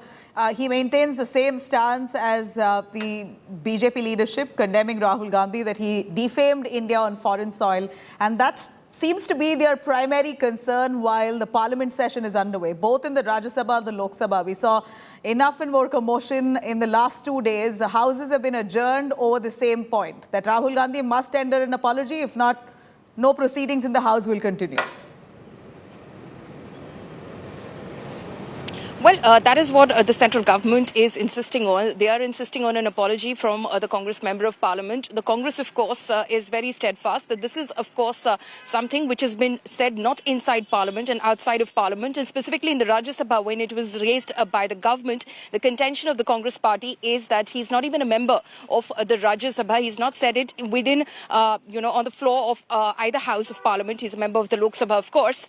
So hence, this is completely out of context that this is being brought up, and hence the Congress party and their member of parliament Shakti Singh Gohel did in fact move a privilege notice against the leader of the house in the Rajya Sabha, Mr. Piyush Goyal. But the central government, of course, saying that Rahul Gandhi has denigrated institutions. He has in fact gone on foreign soil and has cast aspersions on democratic institutions in India, and hence he owes an apology, and he needs to come into parliament and he needs to apologize before parliament itself, before the members of parliament. The question that Anurag Singh Thakur in fact was asking was that where is Rahul Gandhi? He of course says that mics are turned off in parliament, that opposition members of parliament are not allowed to speak in parliament, but he remains absent from parliament from most days. When he has the floor, he doesn't take that opportunity to speak. He is rather absent from parliament. But you saw that the opposition today, of course, not in a united way, but definitely held different protests, because the demand is the same from the opposition. You heard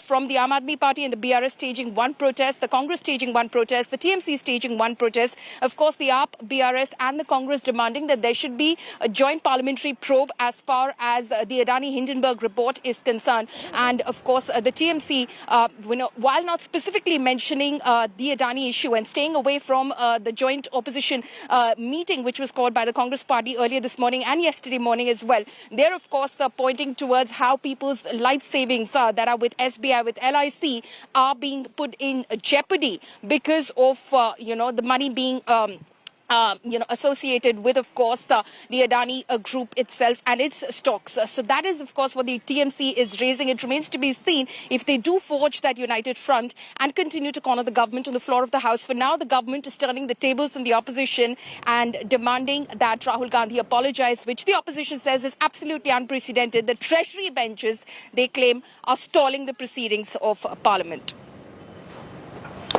All right, Paulami, do stay with us. In fact, day 2 of the parliament, also the budget session erupted in huge chaos over Rahul Gandhi's democracy under attack remark that he made on foreign soil. Massive sloganeering that we saw by the BJP in the parliament. Saffron Party has raised apologize Rahul slogans within the house. Congress and the BJP now continue to trade barbs inside and out of the parliament. The BJP stands firm on its demand that the Congress MP must tender an apology in the parliament. Meanwhile, Rahul's aide, an overseas Congress chairman, Sam Petroda, has come to Rahul's defense. He says Saffron Party is spreading lies against Rahul Gandhi and that there's orchestrated attack against Rahul by the BJP without a fact check being done. Ahead of the session here, Rahul Gandhi has fired a fresh salvo himself via a YouTube video where he has alleged the Indian foreign policy working to make Adani a richer man. He slammed the BJP government and said that the Prime Minister's office has helped Adani bag multi-crore foreign deals.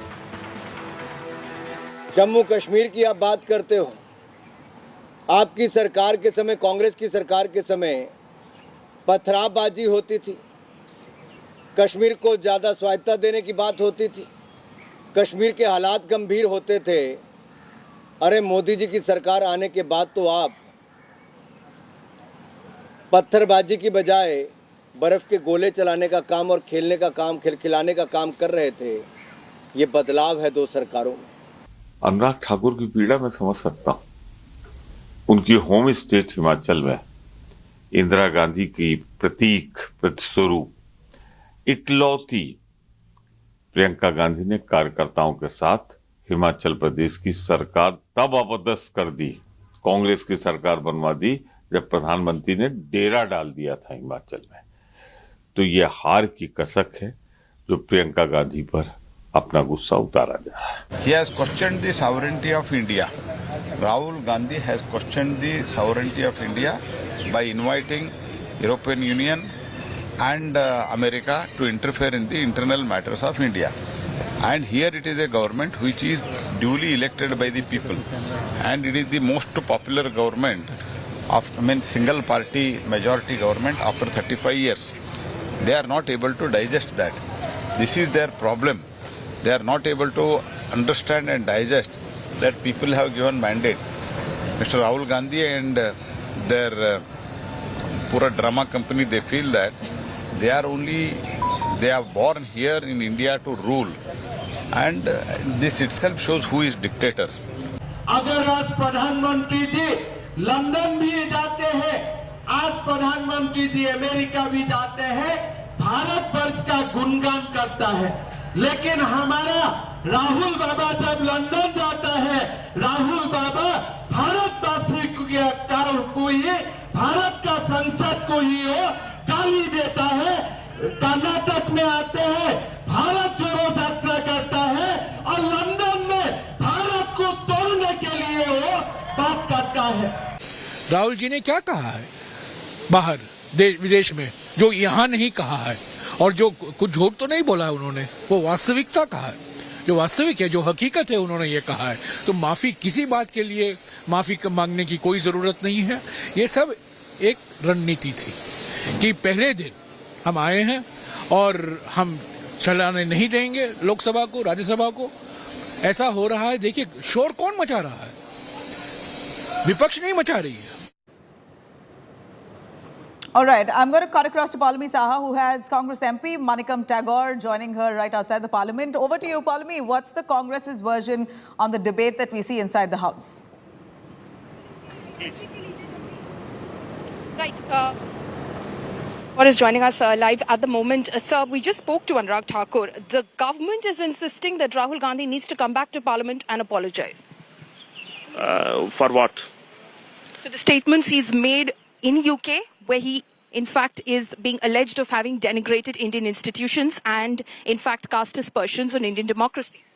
Then for Seoul statement of Mr. Modi, for Doha statement of Mr. Modi, for Berlin state of Mr. Modi, whether Mr. Modi will come and apologize before the Parliament, where he has denigrated India in different forums in these visits in 2015, 2016, 2022 also.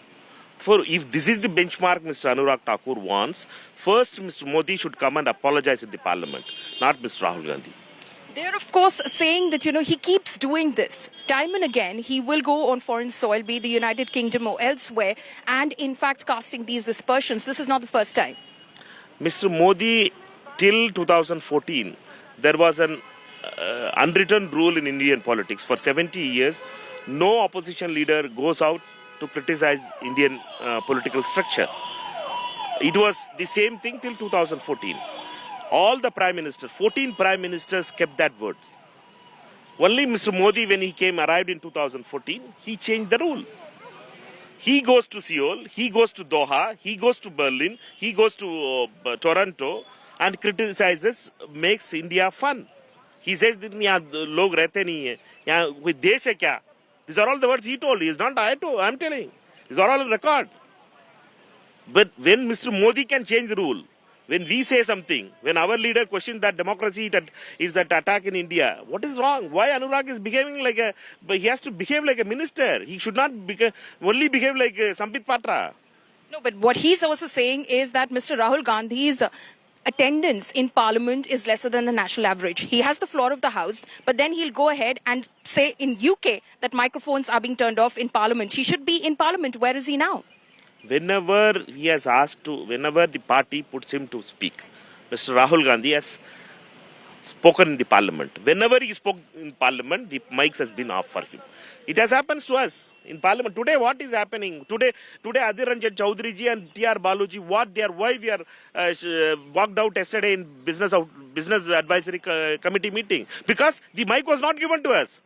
This is the problem is that speaker only sees Rajnath Singh ji and Prahlad Joshi. There is no Congress or DMK or opposition parties. If you have the guts, give them the mic also. Give to Adhir Ranjan Chaudhary ji, give to T.R. Baluji, give to Supriya Sule ji, give to other parties which are TRS, Muslim League. All other parties are there. JDU, Shiv Sena, there are parties are there. Give them the mic also. Let them also register what they want to say. You will only hear Rajnath Singh ji and Prahlad Joshi means then it's not a notice board. Parliament, Lok Sabha is a debate forum where you can debate. It is not a notice board. One quick question, sir, before I let you go. Because you mentioned this point, The TMC doesn't attend the floor strategy meeting in the morning. AAP BRS hold one protest. Congress holds one protest. TMC holds one protest, allegedly on the same issue, which is the Adani Hindenburg report. But clearly, it doesn't seem like a united front. That's a good question. We are different parties. 16 parties sit together in Mr. Kargeji's chamber yesterday and today. We all sat together and decided a strategy. There is TMC, which has independent party, which can have a different view. But our paths may be different, but our destination is same. Our demand is one, that there should be a JPC on Adani scam. That's the thing. Nothing else. So Rahul Gandhi won't apologize as is being demanded by the centre and the BJP. Rahul Gandhi ji, for every 8 years, if you go to the 8 years record, every year these BJP persons will ask for maafi from Rahul Gandhi. 8 years they had asked it. He has never apologized. He is not Sarvarkar to apologize. That is the work of the BJP friends who can apologize. That is this training of Sangh to apologize. Maafi is in the name of, it is in the name of Sangh only. It is never in the Congress history. Congress will never apologize. We are not done any mistake and we will never apologize. Thank you so much for speaking with India Today. So that is what Mr. Manikam Tagore has to say, Nabila, that Rahul Gandhi is not Savarkar. He will not apologize. All right, so those are the versions of the BJP and the Congress. You have the BJP asking for an unconditional apology inside the parliament. Congress says Rahul has done no wrong. First, initiate proceedings against Adani. This is the counter of the Congress, as the Congress is also asking for a joint parliamentary probe into the alleged irregularities within Adani's company, and they claim that their demand on the same is being snubbed by the ruling inside the parliament. Let's now take a quick listen to what exactly Rahul Gandhi said in a fresh attack against the Modi government over the same Adani issue, which he claims he is not being allowed to speak in the parliament. क्या हिंदुस्तान की foreign policy का लक्ष्य अदानी जी को और अमीर बनाने का है? पिछले 9 सालों से मोदी जी ने भारत को भ्रम में रखा है और अदानी जी को अपने साथ विश्व भ्रमण में।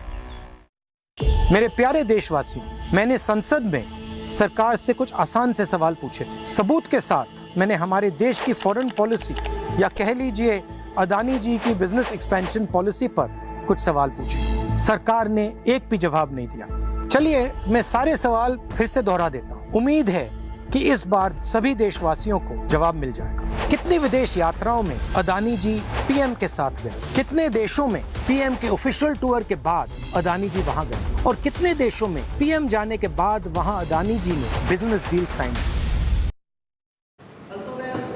All right, now we're cutting across to Priyanka Gandhi Vadra, who faces another storm over the recent FATF report on money laundering and terrorist financing in the art and antiques market. In fact, Union Minister Anurag Thakur has slammed Priyanka Gandhi over the allegations that she forced Yes Bank founder Rana Kapoor to purchase a mediocre painting from the Grand Ole Party in exchange for a prestigious Padma Bhushan award. Asking Priyanka to reveal the identity of Mr. R, Anurag Thakur accusing the Congress party of selling the country for raising funds for personal use. In fact, without directly naming anyone, the FATF in its report has noted that CEO of an Indian bank had purchased mediocre art from politicians in return to pay huge kickbacks through banking channels, projecting them as genuine pieces of art. Remember, the charge sheet here filed by the Enforcement Directorate last year had quoted Kapoor, who said that he was forced to buy an M.F. Hussain painting from Priyanka Gandhi, and the proceeds were used for the treatment of Sonia Gandhi. Priyanka ji, who forced Rana Kapoor to pay 2 crore rupees bribe, or 2 crore rupees for the purchase of a painting? Who is Mr. R who has been involved? And whether it was painting for Padma Bhushan, whether it was cash for Padma Bhushan, how many such incidents have happened during the UPA time? How many such Padma awards are being sold, or paintings have been sold and money has been raised?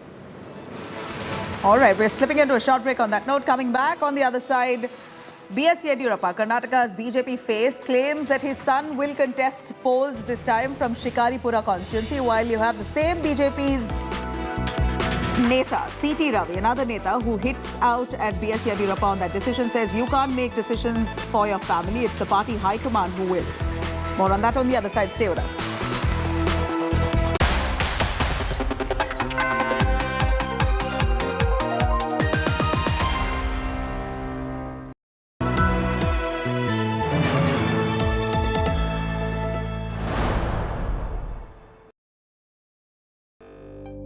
India Today Conclave 2023, March 17th and 18th, New Delhi.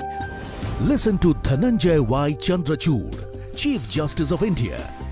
The India Moment.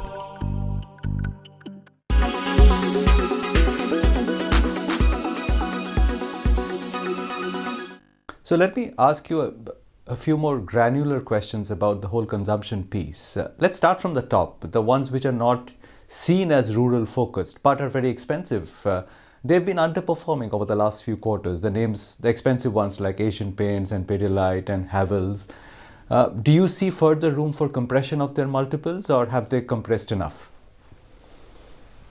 So let me take a step back and let's try and understand what are the things happening. I mean, there are two big trends happening in the market today. One is that obviously we are no longer in a low interest rate environment and easy liquidity environment, which had led to these valuations going up much more than the earnings growth rate. The stock prices went up much more than the earnings growth rate. So there is a valuation discipline coming back into the market. Let me just reemphasize that word, valuation discipline. It doesn't mean that every expensive stock is doing badly. But discipline is definitely coming back. And the second thing which is happening is that we are seeing a revival in the cyclical parts of the economy, which is credit growth, investment cycle, real estate, manufacturing. So, ultimately it's a zero-sum game. One of the reasons why some of these stocks or sectors became expensive was, apart from low interest rates, also because there was lack of alternatives, because the cyclical part of the economy was not doing well. Now that part of the economy has also started firing after almost a lost decade, we are seeing a dual impact on the, let's say, the defensive, high quality, high growth, high PE kind of stocks, which are coming under pressure from both aspects, high interest rates, as well as the alternatives which are now available in the market to really generate alpha.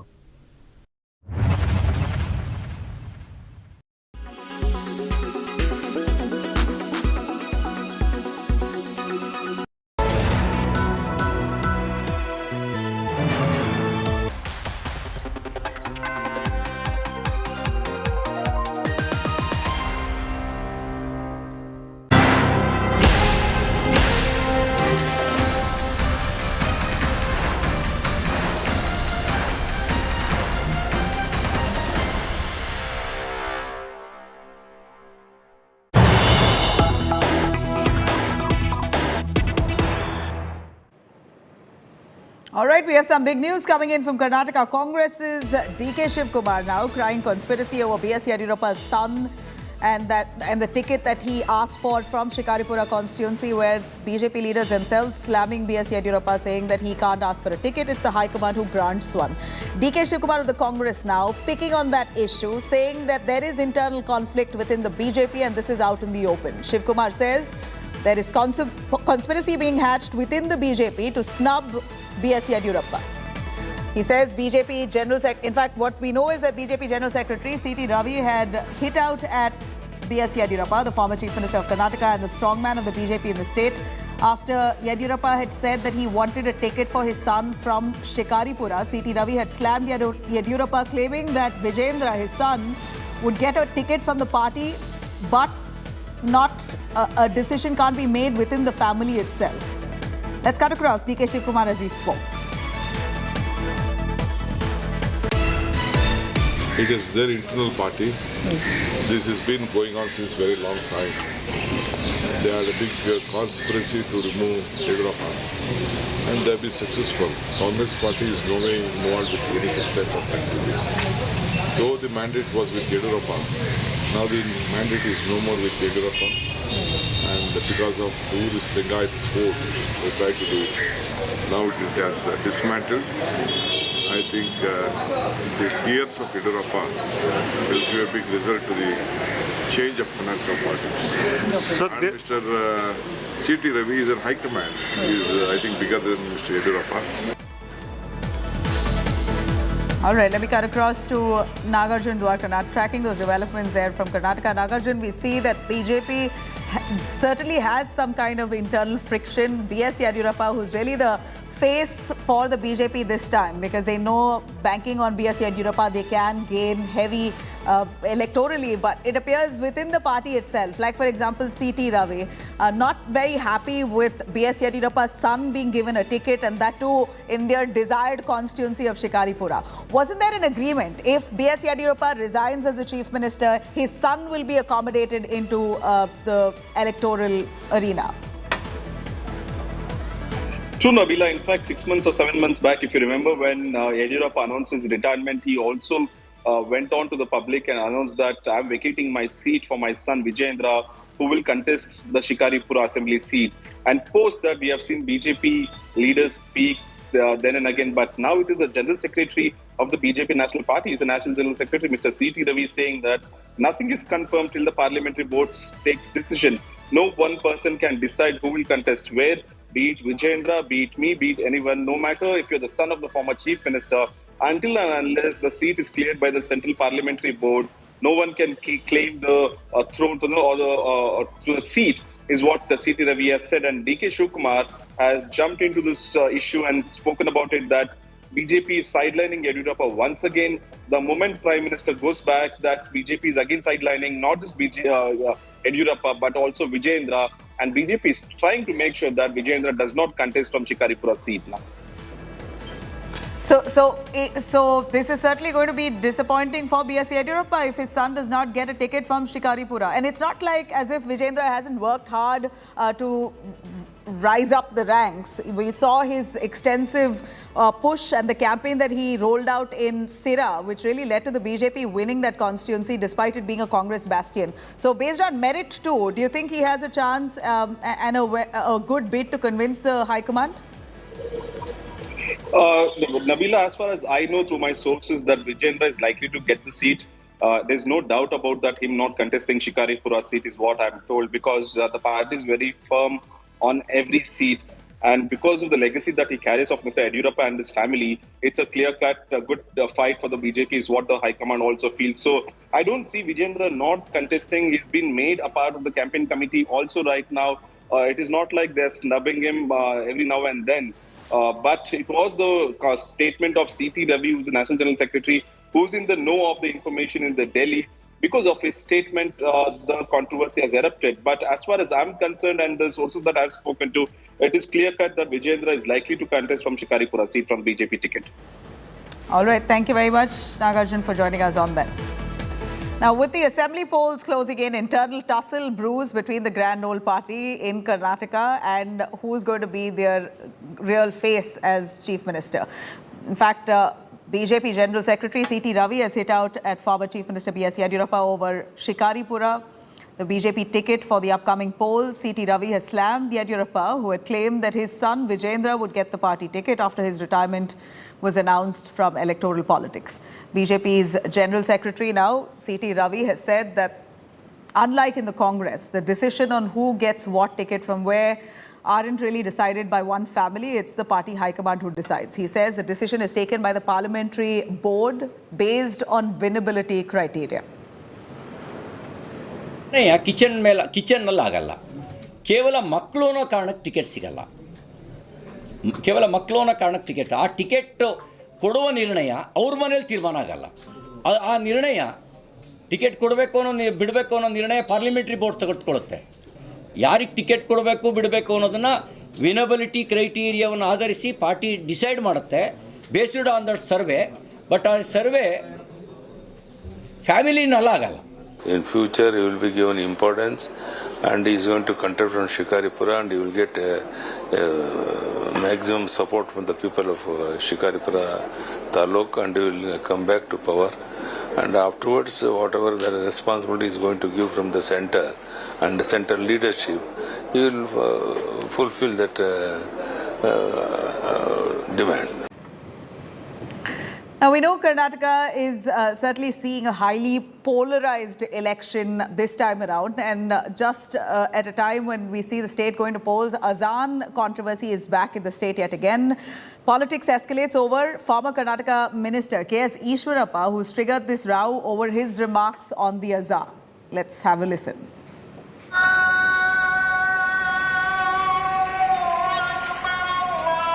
With months to go for polls, polarization Nataka peaks in Karnataka.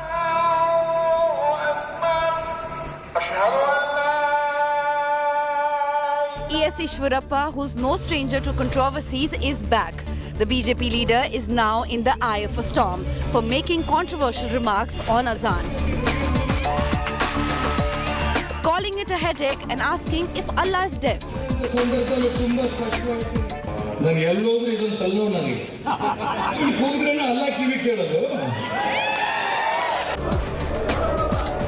Congress has questioned the Saffron Party over the remark made by its senior leader. Mr. Ishwarappa is a hate-monger, and for all his statements, he is roaming free. He actually, if the present BJP dispensation believes in the constitution, Mr. Ishwarappa should be arrested immediately. Making the statement itself shows how weak BJP is. The internal differences are vast, and people are not getting along. Why does he have to go and meet his own minister and convince us that he is not leaving? Already many people have left BJP, many more will be leaving. Muslim clerics have lashed out at Ishwarappa. आस्था है अपनी, किसी की आस्था पर चोट करना, मैं समझता हूँ ये हिंदुस्तान में नहीं चल सकता। ये अज्ञानी लोग हैं। अगर इनको पता हो कि धार्मिक मान्यताएं क्या हैं, तो मैं समझता हूँ फिर इस तरह की बातें ना करें। कर्नाटक में चूँकि चुनाव होने वाला है, तो इस तरह की बातें आना अनिवार्य है। Ishwarappa defended the remark, stating he did not mean to condemn any religion but was voicing the sentiments of the general public. Last year, the Karnataka High Court had refused to give mosques any instructions on use of loudspeakers while hearing a plea seeking curbs on Azan. Bureau Report, India Today.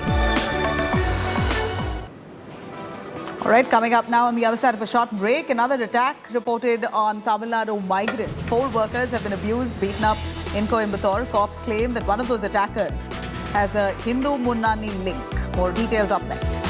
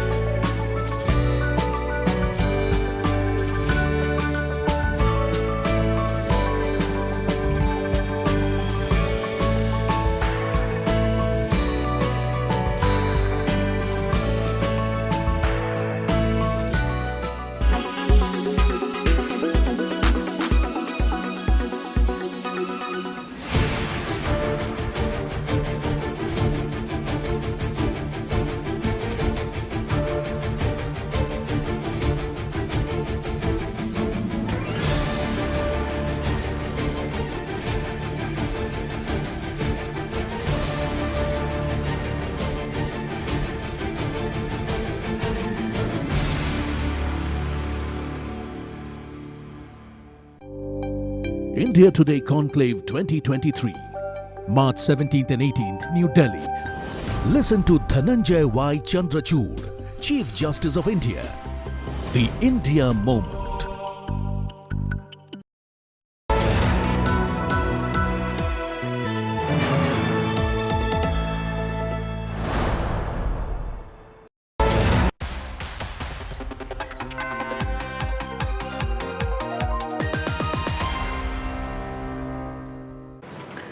Now, cutting across to Tamil Nadu, the question here now on our minds is anti-migrant hate really surging in the state of Tamil Nadu? Because the latest attack on migrant workers have really left us wondering.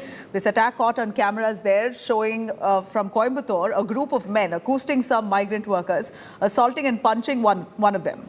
In the Coimbatore incident, 4 attackers were arrested for attacking these workers who came for jobs into Tamil Nadu.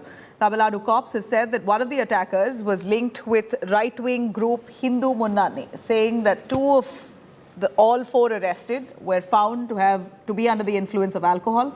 The attack comes after the infamous incident of assault on another group of migrant workers recently in a train in Tirupur just last month. The attacks have come right after several DMK functionaries have given anti-migrant statements, equating North Indians to Pani Puri sellers who are out to grab jobs from the locals. இதில் 2 நபர்கள்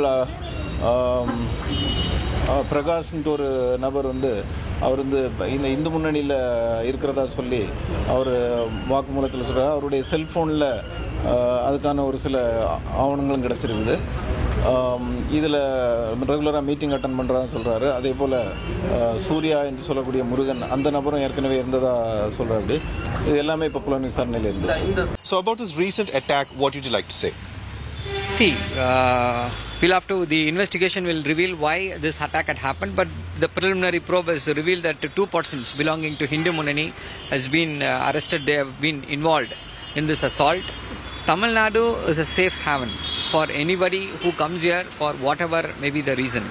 We are the top people. Tamil Nadu is known for its medical tourism. Tamil Nadu is known for welcoming people with their open arms and open hearts. But this crisis, the BJP wanted to create a crisis by peddling fake news that so many people are killed and there is hatred against some people, some belonging to North India or South India or wherever, whatever. But Tamil Nadu is known to spread love, not hate, unlike the BJP. We will provide protection. This is the best places in one of the best places in the country for anyone to come and work and live here. While you are claiming that BJP has peddled fake news, BJP is claiming that it is because of DMK targeting a community. Is that so? See, we have never targeted any community. We are against imposition of Hindi. We are against the hegemonistic policies of the union government, which tries to subjugate the states. One or few stray incidents cannot describe the entire state of Tamil Nadu. Let me, as we see, these migrants have already been intimidated in the last few weeks, over a month, in fact, in Tamil Nadu, where there was a lot of talk about migrant workers being attacked by locals there. This, the DMK called a conspiracy hatched by the BJP to try and drive away a workforce from their state, to basically peddle fake news. This is what the DMK's version is. But today's attack, the images that you see on your left-hand side of the screens, Coimbatore, where a migrant worker was brutally attacked by 4 men. All that is caught on cameras.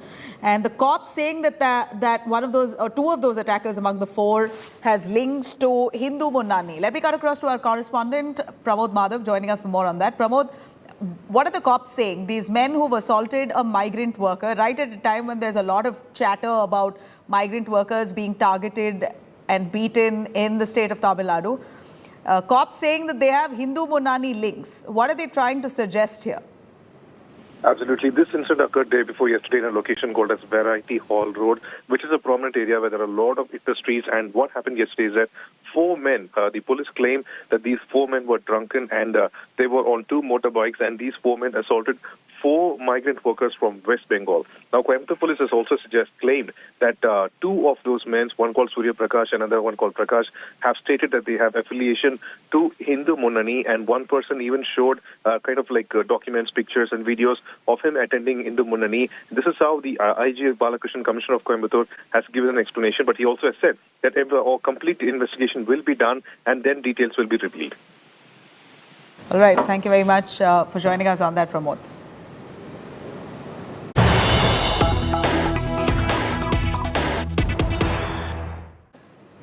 Some big news coming in from Telangana. Agitated BJP youth cadre attack at the Telangana State Public Service Commission offices demanding resignation of the board.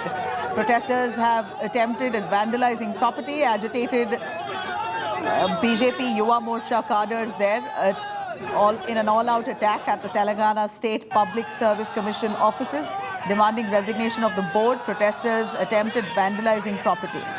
This is the BJP's youth cadre in full swing, staging a massive protest.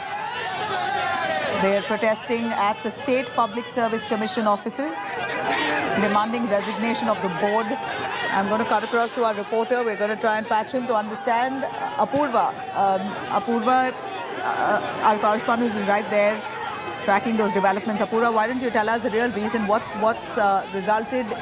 What has triggered so bad that the BJP Yuva Morcha workers have come in such large numbers and attempting to vandalize property, demanding the board to resign? What are the allegations here?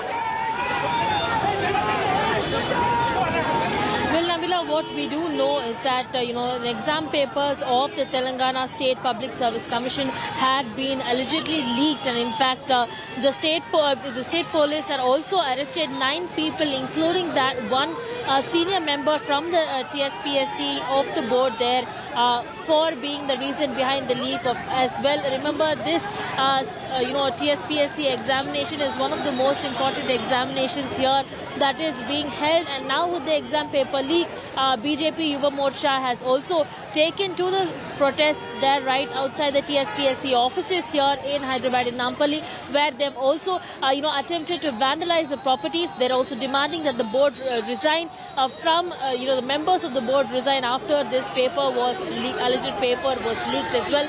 The police in their arrest yesterday had also been able to see several incriminating documents and several items, including that of cell phones and laptops from the arrests that were made yesterday. Several sections of the IPC were also slapped against these 9 members there who were arrested and picked up by the police yesterday. Heavy tension there outside the TSPSC offices here in Hyderabad after these protesters, several protesters not only from the BJP Yuva Morcha but also from the ABVP had also arrived there and had attempted to protest and also vandalize the property of the TSPSC offices here in the state. All of this after the arrests were made in an alleged attempt leak of an exam paper there for the exams that were likely scheduled to take place this week. The board itself, what sources do tell us, is that they are likely holding a meeting today to look into what can be possibly done, if there can be a cancellation of the exam after the exam paper leak, or there can be any kind of an attempt for postponing the exams. That is one of the important exams here that is held. Nabila. We see that the BJP Yuva Morcha workers are protesting and they're trying to, scale those walls, trespass into those gates. What exactly is their demand here? And has the officer of that, Public Service Commission department who allegedly leaked papers been arrested? What action is the government taking on this front?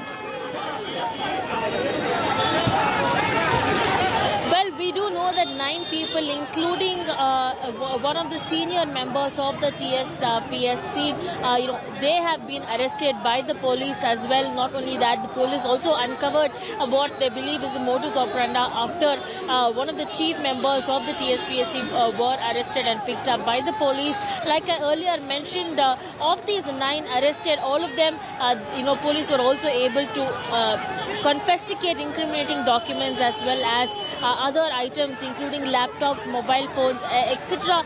Regarding this alleged exam paper leak case as well. And we do also get to know that several arrests have been made and several sections have also been charged against these accused, including that of Section 8 of the Prevention of Examinations Malpractice Act as well. And this is exactly the reason why the BJP Yuva Morcha as well as ABVP workers have been protesting outside the TSPSC offices over here. They're demanding that this kind of examination leak is not okay, and they're demanding for the resignation of the members of the board of the TSPSC. They're saying that this kind of malpractice is happening, in the BRS-led government here in Telangana, and that they're demanding that the board resign at the earliest as well. Thanks very much, Apurva, for joining us on that.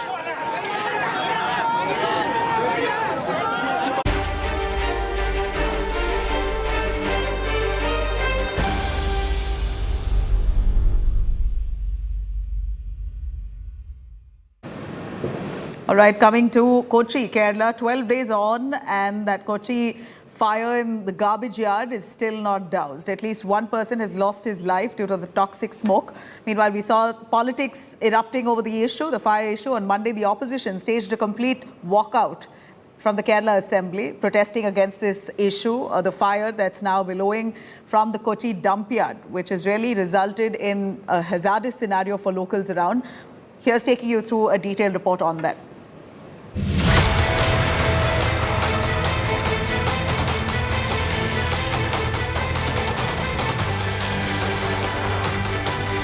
Life at standstill in Kochi as smoke engulfs the city sky. Kerala's health minister has advised Kochi's residents to stay indoor and wear a mask. This as one person has died due to toxic smoke. As the air quality dips, pressure mounts on the left front government. Opposition parties boycotted the Kerala Assembly session, questioning how a company with no experience was made in charge of the city's waste management. In spite of our repeated requests, the government was not ready to make an investigation against the allegations. There was a criminal act in Brahmapuram plant, and the government was, the LSED minister was trying to justify the contractors, and he was making a presentation for the contractors, and we demanded a CBI inquiry. The Kerala government said the fire was almost doused and a drone survey has been carried out of the area. Central government has also stepped in. The Health Ministry has asked Kerala government to submit a report on the fire and promised assistance. However, state BJP attacked the Pinarayi Vijayan government over his congratulatory message to Chinese President Xi Jinping. The Saffron Party advised the Chief Minister to first control the Kochi fire. The entire city is gulfed in smoke, and the Chief Minister has not spoken a single word on this issue at all. It is in this background that we find that the Chief Minister has given a tweet praising the Chinese President. Bharatiya Janata Party condemns this anti-national attitude of the left, wherein they have belittled the sacrifice of the Jawans. Recently, the Kerala High Court had compared Kochi to a gas chamber. 12 days after the fire erupted at the Brahmapuram waste treatment plant, the city is still choking. Bureau Report, India Today. All right, on that note, I'm going to slip into a short break. We'll be right back with news and updates on the other side. Stay with us.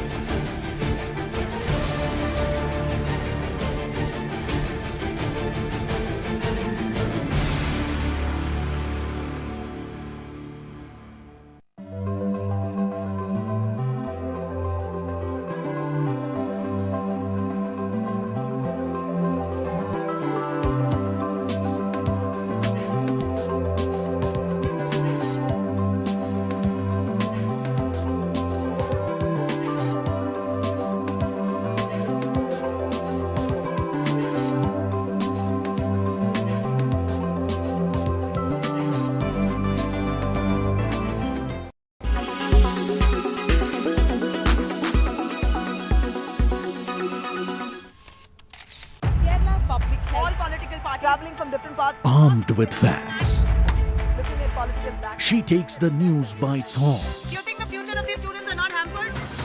Fierce, bold, and direct, setting the tone for the biggest stories from every corner and every angle. Expect nothing but the unfiltered truth. News first, niceties later. Watch me, Nabila Jamal, on India Today. Make your media plan smarter with India Today Live TV on your connected devices.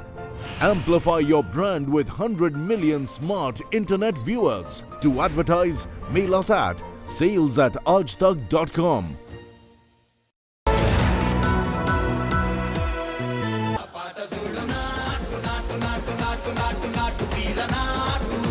He killed it in Natu Natu.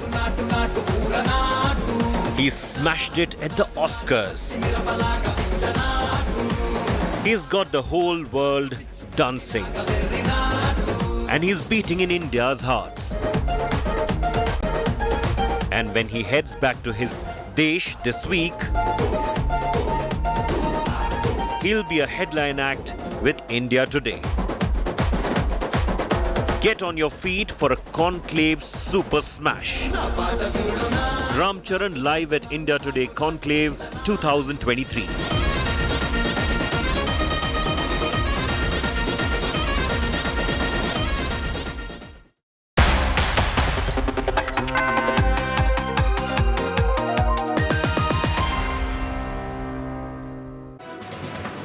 A heart-wrenching incident has come to light in Delhi's Vasant Kunj, where 2 children were mauled to death by stray dogs. According to the police, 5 to 6 dogs attacked this child. Autopsies of both siblings were conducted and reports have been sent. This is what we know as of now. Let's have a look.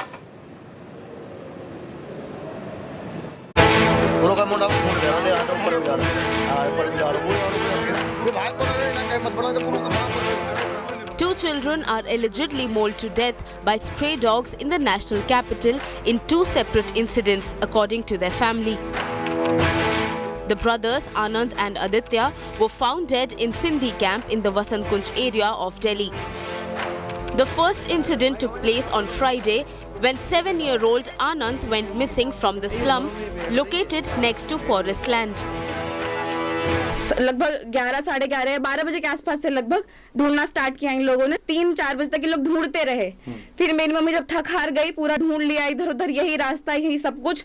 उसके बाद उन्होंने police complain करी, तब जाके उसके बाद 5, साढ़े 5 बजे के आसपास बॉडी मिली थी। 2 days later, on Sunday, Aditya was allegedly attacked by stray dogs. He was taken to the hospital but couldn't be saved. एक को तो मैं कंफर्म कर रही हूँ कि हाँ, कुत्ते की जो आंखों देखी चीज है उसके मुंह से झाग भी निकला। मेरी मम्मी थी, उनकी मम्मी थी, रास्ते में सारी चीजें स्पाइनल लेके जा रहे थे, रास्ते में हो गया, वहाँ पे दिखाए हुए तो डॉक्टर ने मना कर दिया कि अब इसके अंदर जान नहीं है। The Municipal Corporation of Delhi has launched a drive to catch stray dogs in the area. क्या अभी तक कोई कुत्ता पकड़ा गया भाई साहब? पकड़े भाई साहब, कल 27-28 कल पकड़े थे। अच्छा। आज पकड़ लिए 11-12 पकड़ लिए अभी। There is widespread anger over the death of the 2 kids. Law change होना चाहिए, बिकॉज लॉ ये है कि you can not remove A stray dog from his और हर टेरिटरी, और उसमें बात जाके फंस जाती है। While the family claims the 2 children were killed by stray dogs, a clearer picture will emerge after the forensic reports are out. Bureau Report, India Today. Now, as India wrap up the Border Gavaskar Trophy with a 2-1 series win, 2 of India's batting greats, Virat Kohli and coach Rahul Dravid, engaged in a special post-series chat. Let's have a listen. I've always been someone who takes a lot of pride in performing for the team. It's not like Virat Kohli should stand out. It's like when I'm batting on 40, I know I can get a 150 here, and that will help my team. The lifestyle that I think you've chosen to lead, I think it's really an inspiration to, I know everyone in the dressing room, but I'm sure to a lot of other people as well. Obviously your runs are an inspiration, but just the way you've managed yourself and done that's been absolutely, brilliant to watch. My defense is my strongest point. because when I defend well, then I know that, when the ball is loose and it's there to hit, I can cash in and get the runs that I need. We are talking to someone who's one of the best six hitters I've seen. He could have stepped out and hit a six anytime he wanted, but realized what the team needed and played according to that situation. And I think that's really for me is a sign of absolute.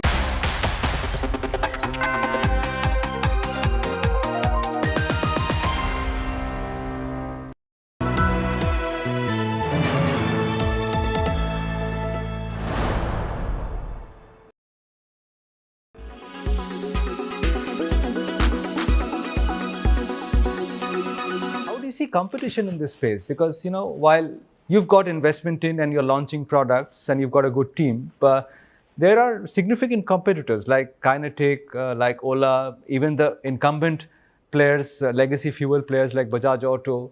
How do you see yourself locking horns with them? Well,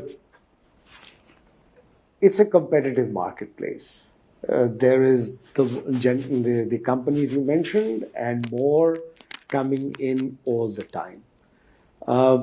We have a slight early mover advantage, and hopefully we will do what it takes to maintain that advantage. I don't think any legacy player has any particular advantage in this field, and as I said, it is a completely different product altogether. It needs a different outlook. So, an early mover advantage definitely will benefit us in the long term. We're learning all the time. Any market share targets that you have? Because I believe that Ampere, the company that you bought and through which you're launching many products, has about a 12-13% share in the market. Would you be confident of maintaining that? Would you be content with having that kind of a share eventually as this market unfolds and expands? Yes, we have targeted a 15% market share, and we're close. We're about 13%, as you said, 12-13% now, and we are confident that we can maintain that share.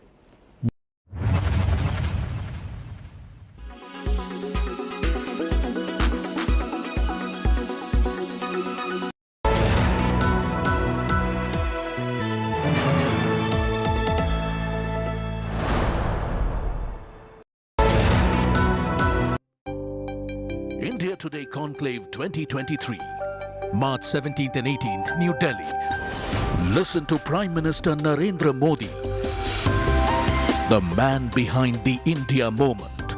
The unmissable 20th edition of India Today Conclave 2023. Presenting sponsor RP Sanjeev Goenka Group.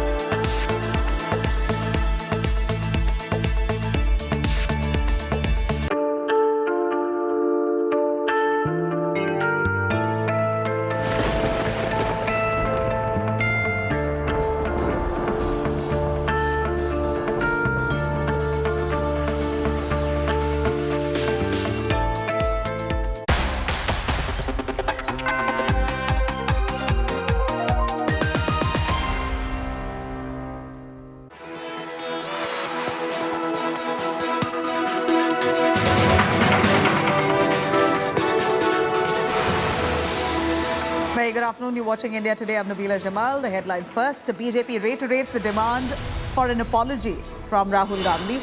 The parliament, in fact, erupts in uproar on day 2, asking for Rahul to apologize formally in the parliament, while Rahul now gets support from Sam Pitroda, saying that he is being attacked without a fact check. After Yadurappa claimed that his son will contest polls from Shikaripura, C.T. Ravi, BJP's General Secretary and leader from the Karnataka unit, hits out at B.S. Yadurappa, says you can't take a decision within your family. It's the party high command who decides on who gets a ticket.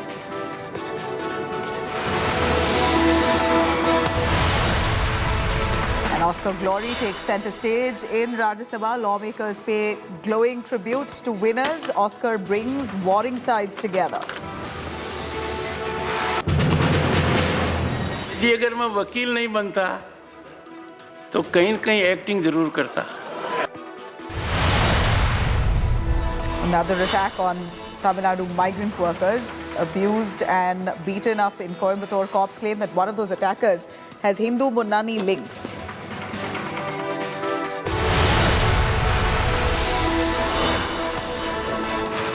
And Jammu and Kashmir LG Sinha's big attack on Mufti and Abdullah's claim earlier Jammu and Kashmir governments gave jobs to terrorists and their families.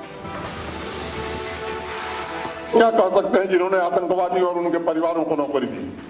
उनको कौन नैतिक हक है जिन्होंने 1 lakh backdoor entry करके ऐसे लोगों को भर दिया कि प्रशासन चलाना मुश्किल हो रहा है.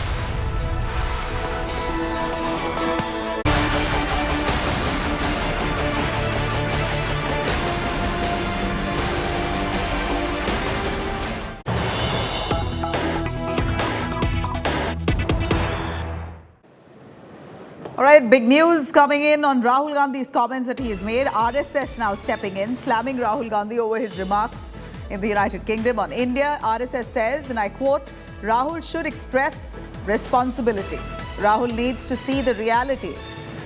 Dattatreya Hosabale, General Secretary, RSS, on Rahul Gandhi's London speech says Rahul is being irresponsible. Congress follows their own political agenda. Everyone knows the reality of the RSS. As prominent leader of the opposition, he should express more responsibility.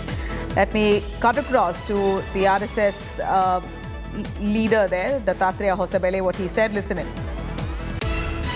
पहले विषय के बारे में कहता हूँ, मुझे लगता है इसके बारे में कमेंट करने की कोई आवश्यकता नहीं है. वो अपने पॉलिटिकल एजेंडा से चलते हैं. हमारा और उनका कंपटीशन पॉलिटिकल फिक्की हमारा नहीं है. वो संघ के बारे में कहते तो मैं इतना ही कहूँगा, कांग्रेस के उनके पूर्वजों ने भी संघ के ऊपर बहुत सारे ऐसे किया.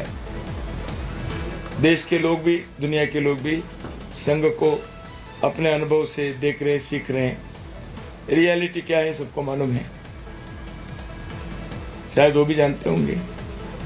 लेकिन मैं इतना ही कहना चाहता हूँ, एक प्रमुख राजनीतिक पक्ष के प्रमुख नेता के नाते he should express more responsibly and see the reality.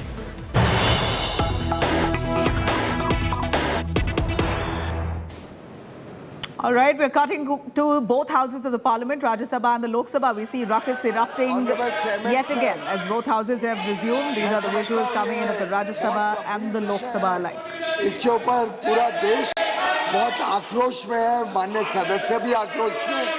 Parliament की जो अवमानना की गई है, जिस प्रकार से देश की अस्मिता के ऊपर आहत पहुंचाई गई है, मैं समझता हूँ ये विषय के ऊपर जब तक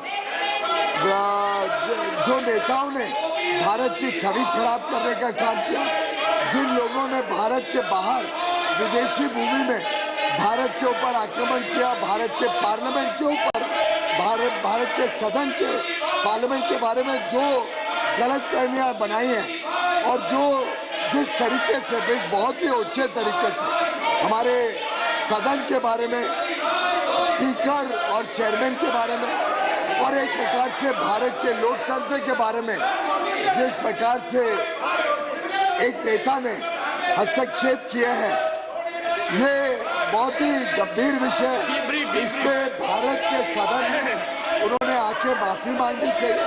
एक तरफ तो माननीय अध्यक्ष जी पूरी दुनिया देश के गुणगान गा रहे, एक तरफ G20 होने जा रहे, हमारी प्रेसिडेंसी है, पूरा विश्व भारत की तरफ देख, पूरे विश्व को चिंता है अलग अलग गंभीर समस्याओं की। भारत उसमें एक नेतृत्व कर रहा है।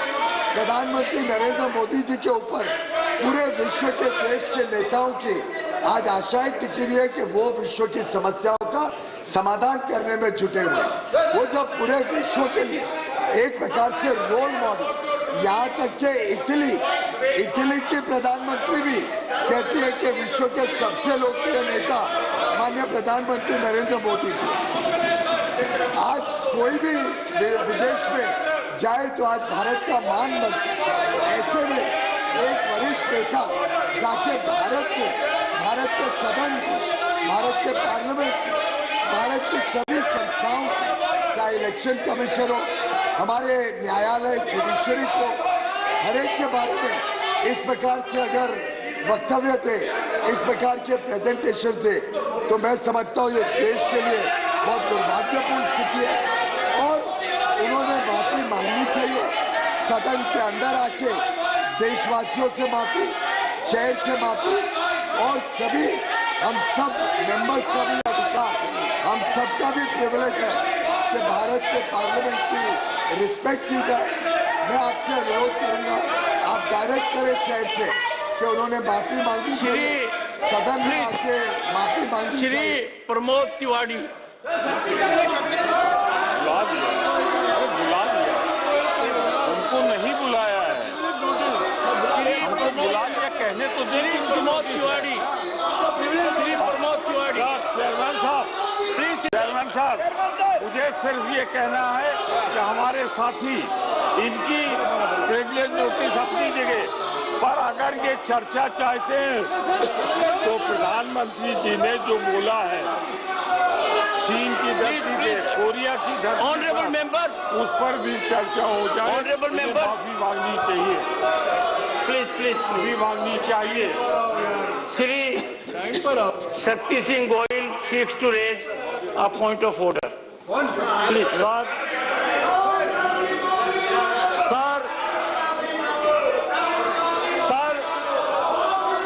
Rule 238A. Sir, Rule 2. अरे भैया प्रिविलेज पे बोल रहा हूँ। Rule 238A, sir, which clearly says no allegation of defamatory and incriminatory nature shall be made by a member against any other member or member of the house. यहाँ पे sir जो house के leader कह रहे हैं, सदन के नेता, वो लोकसभा के मेंबर को, और मैंने प्रिविलेज नोटिस दिया है सर। मेरे प्रिविलेज नोटिस के अंदर मैंने पुराने जो किस्से हैं उसको कोट किया है कि नाम मेंबर का नहीं भी लिया हो, मेंबर का नाम नहीं भी लिया हो, पर जनरल नेचर में लोकसभा के मेंबर का यहाँ पे जिक्र नहीं हो सकता है। अगर इसी बात को लेना है तो प्रधानमंत्री जी विदेश में जाके हमारे देश की बदनामी जो करते थे, हमारे देश के खिलाफ जो बोले,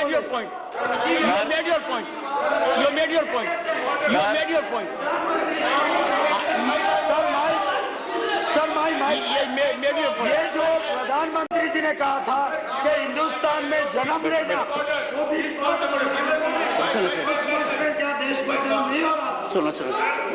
Honorable members,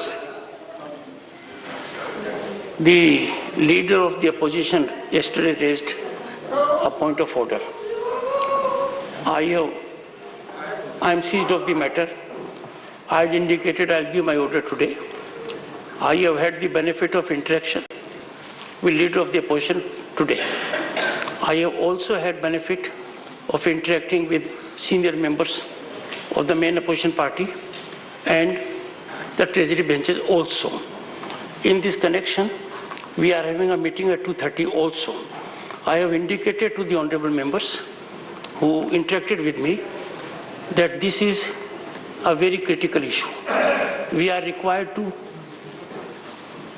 give a final view to this, because this will define what we can debate, what we cannot debate. The issue has been agitated by leader of the opposition with clarity Yes. And it has been pointed out what Leader of the House has said. So, though with clarity, Leader of the House has been very focused on what he said. Sir repetition तो दिग्विजय सिंह जी वकील की हैसियत से मैंने भी कई बार किया है, तो रिपीटेशन नहीं होना चाहिए, पर रिपीटेशन तो सभी ने कभी न कभी जरूर किया होगा। Digvijay Singh ji, one second, Digvijay Singh ji, you can be charged for repeating as a chief minister for a second term. Sir, repetition तो होता है. So repeat is emphasis.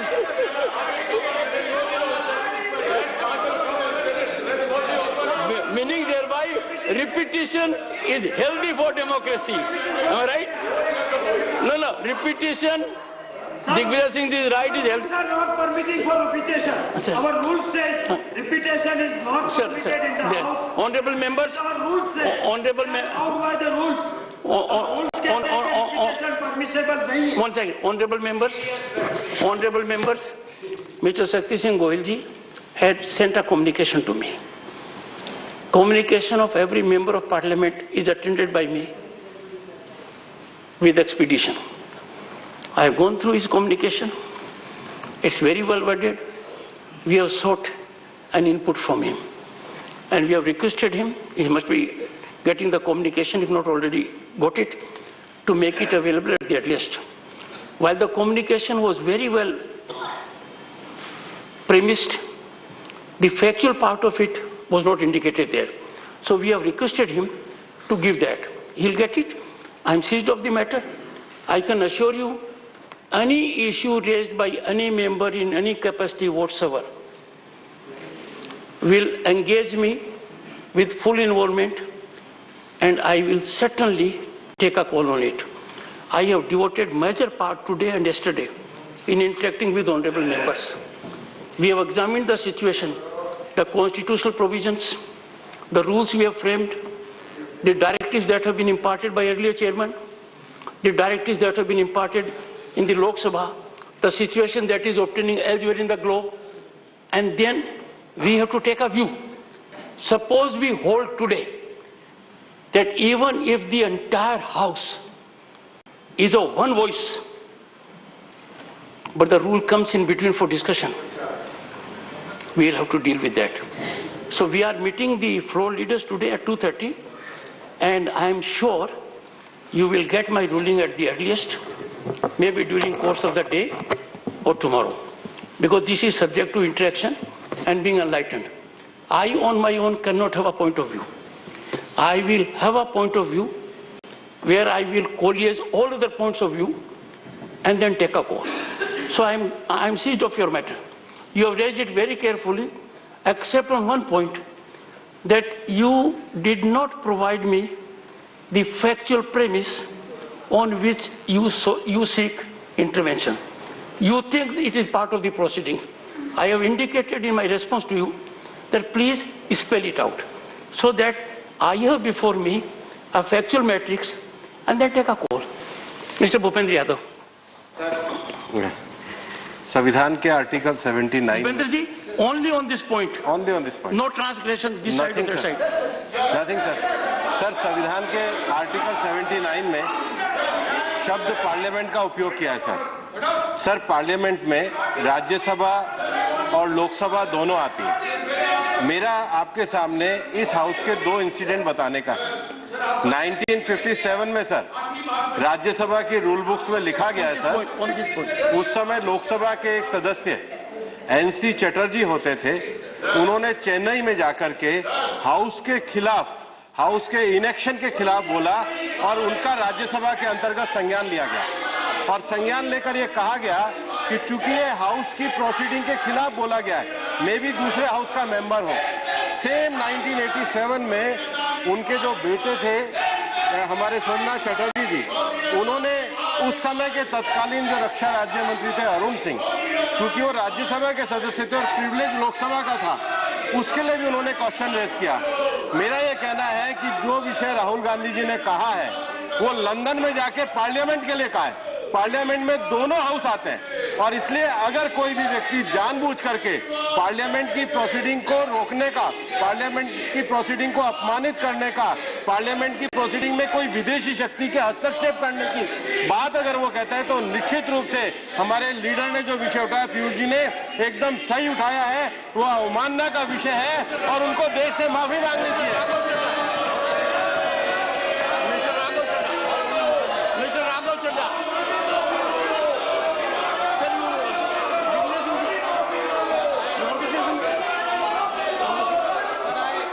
Mr. Rahul, please.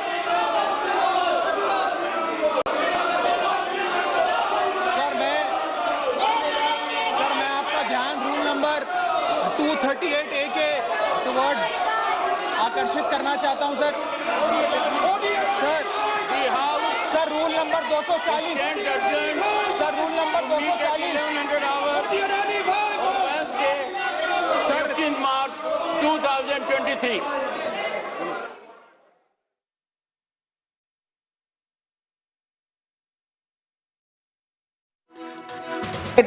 The Lok Sabha and the Rajya Sabha House has now been adjourned until tomorrow. I'm going to cut across to a bunch of reactions. Anurag Thakur of the BJP and the Congress's Manikam Tagore warring it off while speaking to India Today in an exclusive on exactly what's the controversy about Rahul Gandhi that the BJP demands an apology on.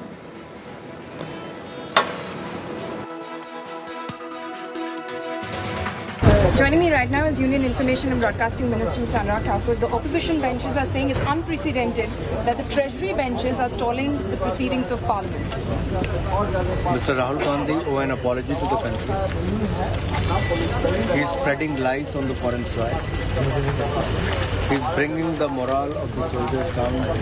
He is leaving no stone unturned to malign the image. And when he says the mics are switched off, opposition leaders are not allowed to speak, my question to the opposition leaders is, when are they stopping? The parliament is on. Where is Mr. Rahul Gandhi? Why he is not present in the parliament? What is more important for him? Is the parliament session is more important? No. For him that's not important because during his time he tore apart the bill or the ordinance during the UPA time, and he said nonsense.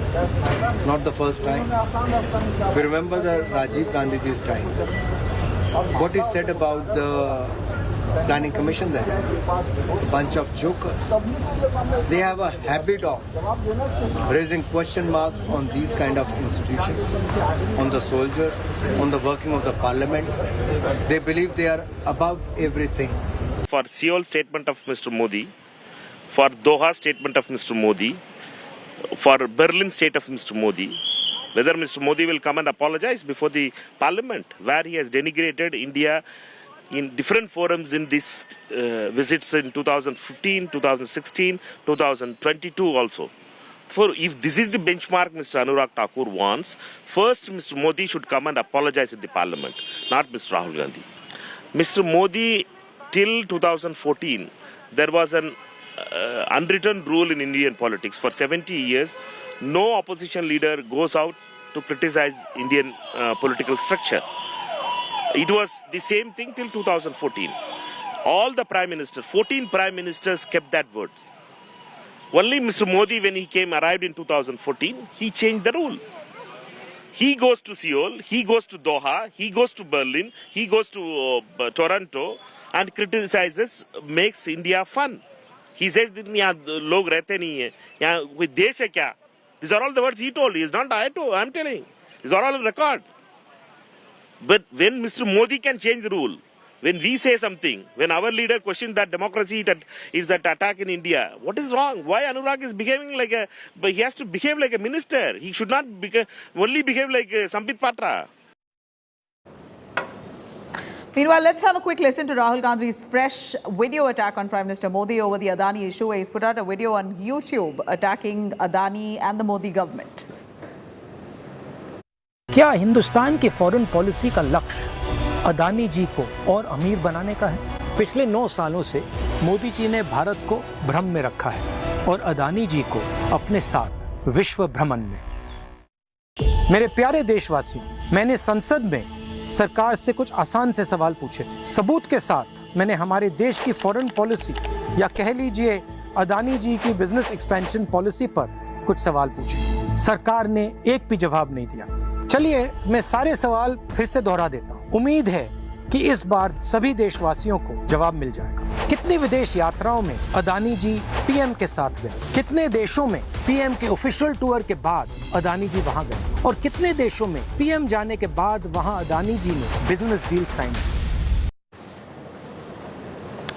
Meanwhile, Oscar talk in the Parliament. Rajya Sabha members congratulated the team of RRR and Elephant Whisperers during the session. Rajya Sabha chairperson congratulated Indian winners at the 95th Academy Awards held at Dolby Theatres in Los Angeles. Thank you, He's Academy. also said that if he would not have become a doctor, he would have then turned into an actor.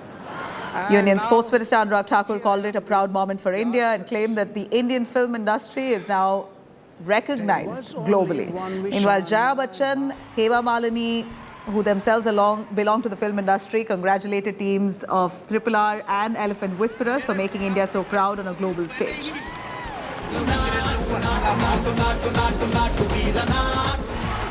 यदि अगर मैं वकील नहीं बनता तो कहीं न कहीं एक्टिंग जरूर करता। यदि अगर मैं वकील नहीं बनता तो कहीं न कहीं एक्टिंग जरूर करता। भारतीय फिल्म जगत की देश और दुनिया भर में जो धूम मची है, RRR के नाटू नाटू ने न केवल देश बल्कि दुनिया का दिल जीतने का काम किया है।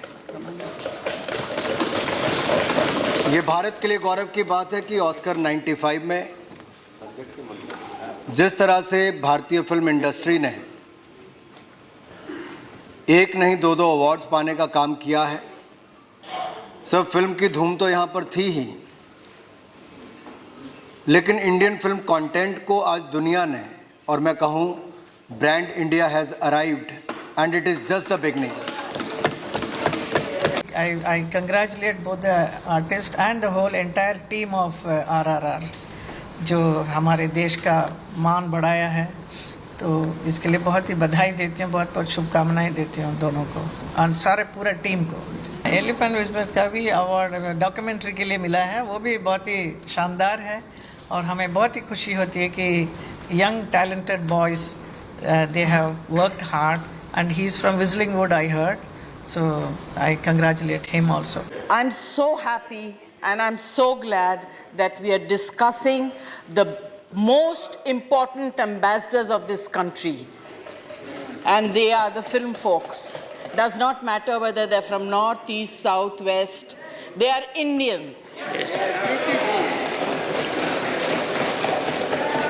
I'm so happy that while thanking the President in my speech, I did mention about this point.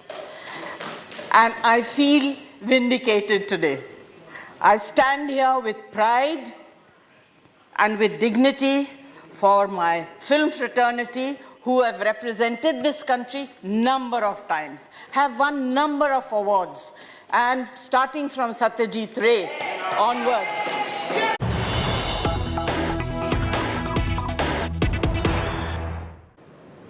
All right, meanwhile, Mehbooba Mufti versus Jammu and Kashmir LG war of words there intensifies. Mehbooba Mufti's fresh attack on Jammu and Kashmir Lieutenant Governor Manoj Sinha. Mufti reacts to Manoj Sinha's claims that terrorists were given jobs during the previous regimes. Mehbooba Mufti says, and I quote, Manoj Sinha comes from Uttar Pradesh. There are mafias and gundas in Uttar Pradesh. So he must be talking from his own experiences then. Mafias and gundas may have not got government jobs. In fact, may have got government jobs in Uttar Pradesh, which is why he's blaming us. But in Jammu and Kashmir, there are no mafias. This is what Mufti says. Mehbooba Mufti, in response to Manoj Sinha, says that this is the same Manoj Sinha who comes from UP, where gundas and mafias are given government jobs. Listen in. Candle march में जो है शिरकत की और इस दौरान LG साहब का कहना है कि ये वो लोग हैं जो जिन्होंने दहशतगर्दों को नौकरियां दी। मैं क्या कहूँ, अब एलजी साहब यूपी से आए हैं, उनको अपना तजुर्बा वैसे ही होगा। वो वहाँ जो माफिया गुंडे शुंडे हैं, हो सकता है वहाँ वो उनका रिवाज हो, वैसे लोगों को वहाँ माफिया शाफिया को नौकरी देने का, गुंडों शो। हमारे यहाँ तो ऐसा कुछ नहीं। All right, for more on that, you could log on to IndiaToday.in. You could also download our app for more. Stay with us. Our entertainment special in the club coming up next.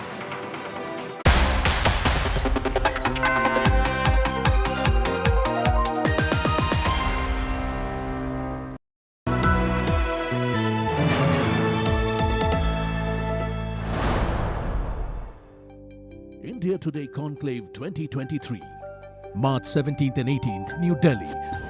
Listen to Prime Minister Narendra Modi, the man behind the India moment, the unmissable 20th edition of India Today Conclave 2023.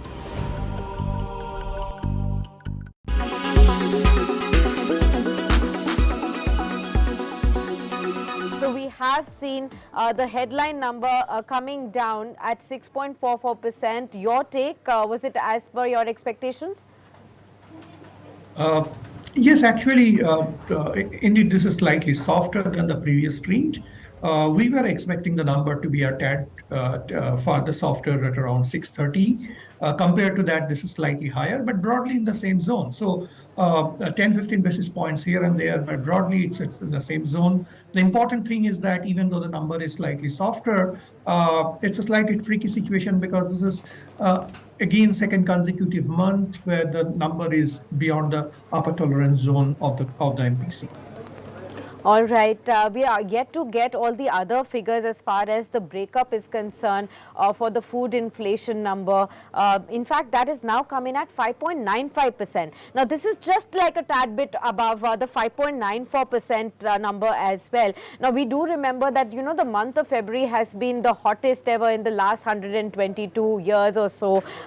Could that have impacted this slight uptake? Is it, or was it expected to be lower, but it has actually jumped up on the back of the heat that we have seen and the impact perhaps on the rabi crop? Your take? Rather than looking back, I think it's more important to look forward from this point onwards. That not only February was the most warm month in many years, but at the same time it's very important that this time we are talking about an El Nino possibility this particular year, and that means there is a possibility of slightly less optimal rainfall during the course of the monsoon season, where the weather plays an even more significant role. My sense is that in the month of February, the rabi crop, just because February was a little hotter than expected, it didn't really have so much of an impact immediately.